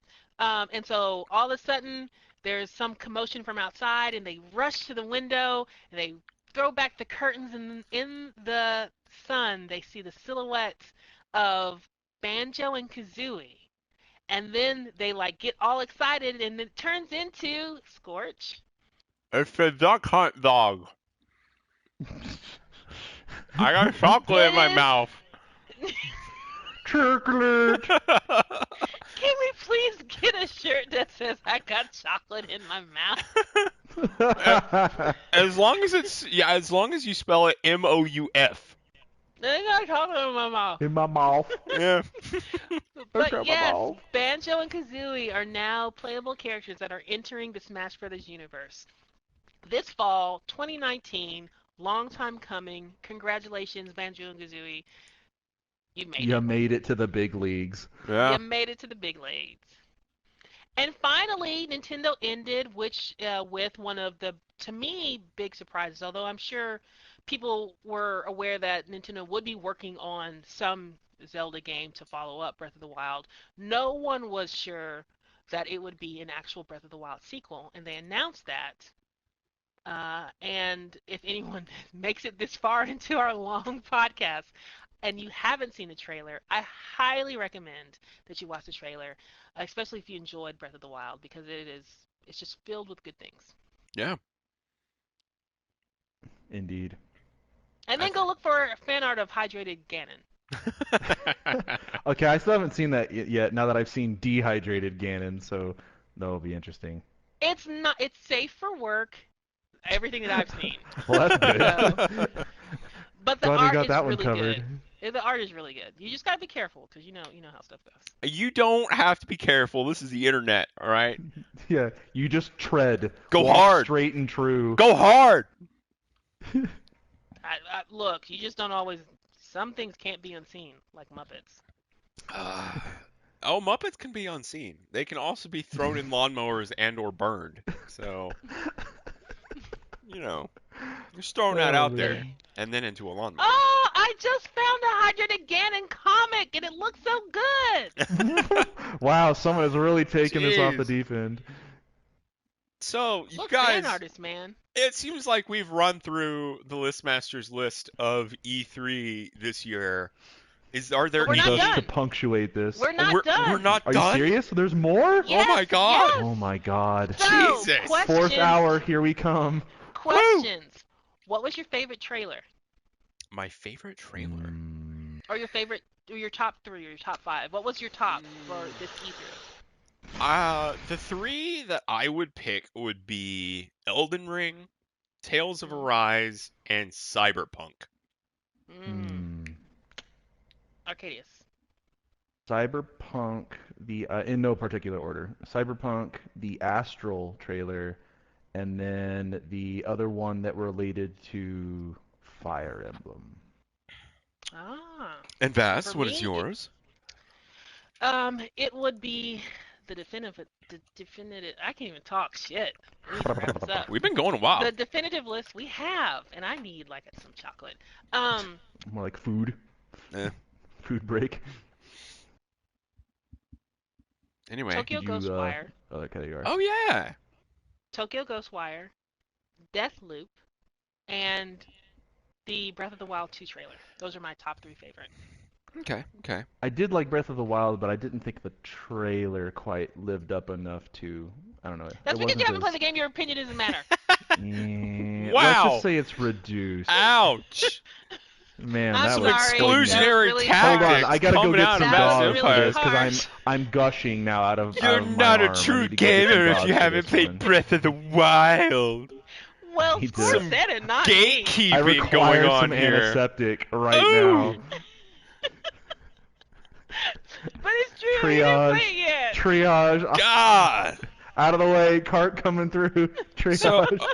So I do have a final statement that. Wait, we're not done yet. Oh my God. No wrap How ups much- yet. How much more is there? What do we have Okay. left?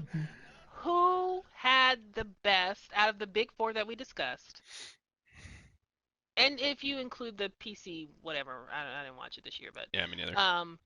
who had the best floor presentation this year? No Sony. Who took it? Xbox. Probably have to agree. They really had a lot more that came to the table. Yeah, they really without did. trying to be overly theatrical about it. Yeah, it was a really And see, down-tempo E3, I think, this year than yeah, others. I honestly think Bethesda took it. Bethesda's was pretty good, but I'm gonna have to go Xbox on mine. Okay, two Mm-hmm. Xboxes to Bethesda. Um, another question. Now that you've seen all of the the trailers and we've discussed everything, uh, is there anything that's moved your anticipation needle? Of course, Cyberpunk 2077, I'm taking that out. But does anything else, not trailer wise, but just did anything else make you say, huh, that is something that is now on my radar, or I saw something about it last year, but now I'm definitely interested. Well, seeing Mm. as how you took Cyberpunk out, I can definitively say that this year it's Cyberpunk. The overflow from you removing that still has my meter pegged with that one. The needle got bent all the way Yeah, over to the right. yeah. Uh, And you, Arcadius? Hmm. I'm. I don't know. I want to say Fire Emblem, but I think in general my needle's gonna go a lot more towards Nintendo area games since I anticipate getting their console this year. yeah. Oh. And there were a whole bunch of heavy hitters that were not there. A lot of it has to do with Sony not being there. So we didn't see The Last of Us 2, we didn't see Ghost of Tsushima, we didn't see anything from Death Stranding, and those three Or on the I'm fifth gen anticipating, PS4. and or anything on next gen PS4. So, there's a lot that's still out there in the wild that we have not covered that Mm-hmm. we want in the future Due to reasons. due to reasons. Due to reasons. All right, guys, who won E3? Oh my God. Who won? I thought that kind of coincided with Nope, who do you think the nope, best nope, was? nope, nope, We're categorically nope. separating these. Uh, Yes, we are. Oh boy. I think Keanu Come on, Reeves won guys. E3. These are the kind of answers I'm looking for. Go with it, Scorch. Tell me why he won. Uh, wow. Okay. So he won E3 because of him being breathtaking and He was breathtaking. the whole beard hair combo thing that he's got going on. Mhm. And Mhm. that's about all I have to say with that. Okay. I'm glad that you said it because I have been objectifying too many people during this stream. So, next, Arcadius. Who do you That's think like it's won killing me to E3? hate you right now. Stop it. Arcadius. of of the moment. Are we after the moment of what Yeah. captured for E3? Yeah, who won? Who won E3? Mm, I don't know. I can't be decisive about this. Yes, Ugh. you Indecisive. can. Wow. You are a future Mm, influencer. If Influence I me. if I had a mm. balloon to like squeeze fart, that would be the absolute perfect timing right there. We need to get a Of our sound bar thing. yeah, a Scorch, get on soundboard. that. Yeah, soundboard. Hey, I do photoshops, okay? I don't do soundboards. It's Arcadius, just get in not the on that. thing. But seriously, Uh, nothing won. You didn't think anything won this year? Xbox's Strange Underground Stage didn't win. Bowser didn't I win thought by that a was just hearing. weird. And Like as soon as they did that, I was like, really, guys? Like really? uh, Bam That is just Bam straight up didn't weird. win. Bam Bam The was girl good. that we love. I could see going with her then. Yeah, Just Ghostwire all the Girl. things surrounding that, I can't remember her I name. could I go want with to find that. her name real quick. Where it's on Okay. Twitter. We follow her on Twitter. I would agree with that. Yes, I could say that she won it. Yeah.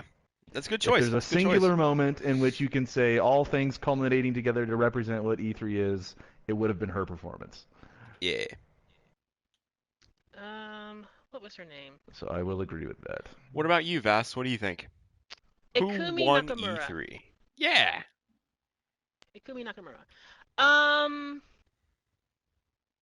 I had an answer, and then I was just trying to get you guys to produce. Here I am Oh. getting lambasted over my indecisiveness. And Yes, lo you and were. behold, for the masses, Because I had Vast to is look up silent. that woman's. I had to look up that Oh, woman's Oh name for my you. God! Jeez. It wasn't even loaded.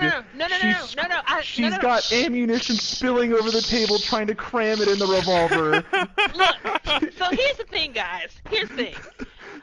This whole 9-hour podcast is our training boot camp. I have to whip you guys back Oh my into. God. I don't know why you're talking. format shape. Vast, we had are out of answers. shape. We We're had waiting on answers, you, Vast. Vast. You're We're not waiting the on one that you. has answers. I do have Vast, an answer. Oh we my God.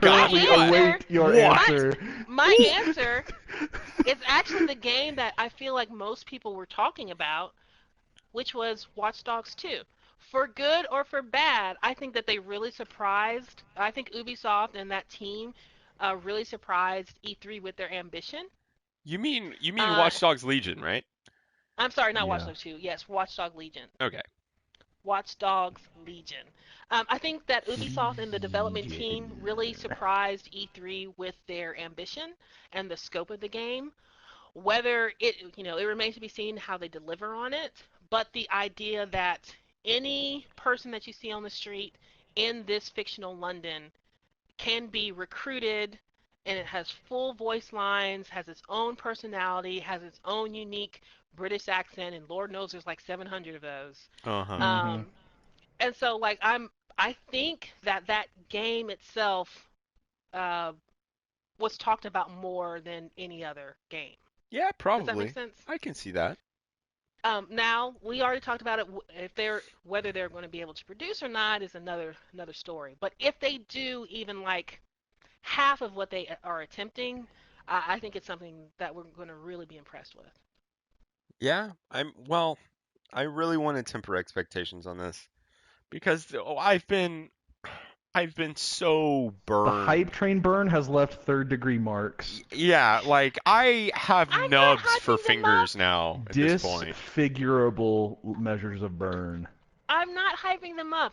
But I'm being honest. If We're they are cautioning able it. to, We understand. We're if cautioning they're able it. to do what they say they can, then it will be really impressive, and it will We're be a doing the step up for OSHA-mandated franchise. game warning. Yeah, really. We lost you, Also- Vast, for 6 weeks because of Anthem. Like, it's Yeah. bad, okay? Real Yeah. bad. I liked playing that game, guys. I mean, But I did yeah, I was too just until burned. it ran Burned. out. Yeah. Burned so hard. Yeah, It's like Destiny. Well, we don't mention that one. yeah. No. But there's one game that did not appear on the list that I think I need to give a small shout out to. And that Destiny? is Baldur's Gate 3. That had a trailer come out right before E3. And it was That's around true. It E3 wasn't time. officially in the E3. It was around E3 time, but I don't think it had a presence there at the convention. And I wanted to mention it because Baldur's Gate and also the announcement trailer is really, really cool. And if you haven't seen it, it's like a minute and a half. You should go and take a look. It's exquisite. Was that your end cap note? No, my in-cap note was that Wait a minute. Are we God, done? We are fuck! officially transitioning to the end cap of Jesus! E3 2019. Now, All right, now guys. begin. I Oh, think that we've made it to the end of our stream, so I'm going to let Scorch take Oh. this back. Take it away after now Okay. complete interruption. I got snubbed like 4 times trying to say this. Maximum snub. Oh.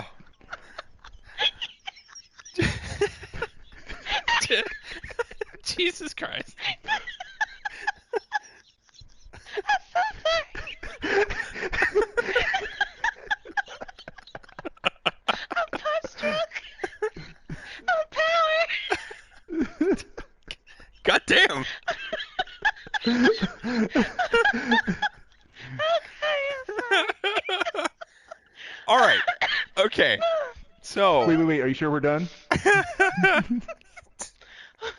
do not encourage her, Arcadius.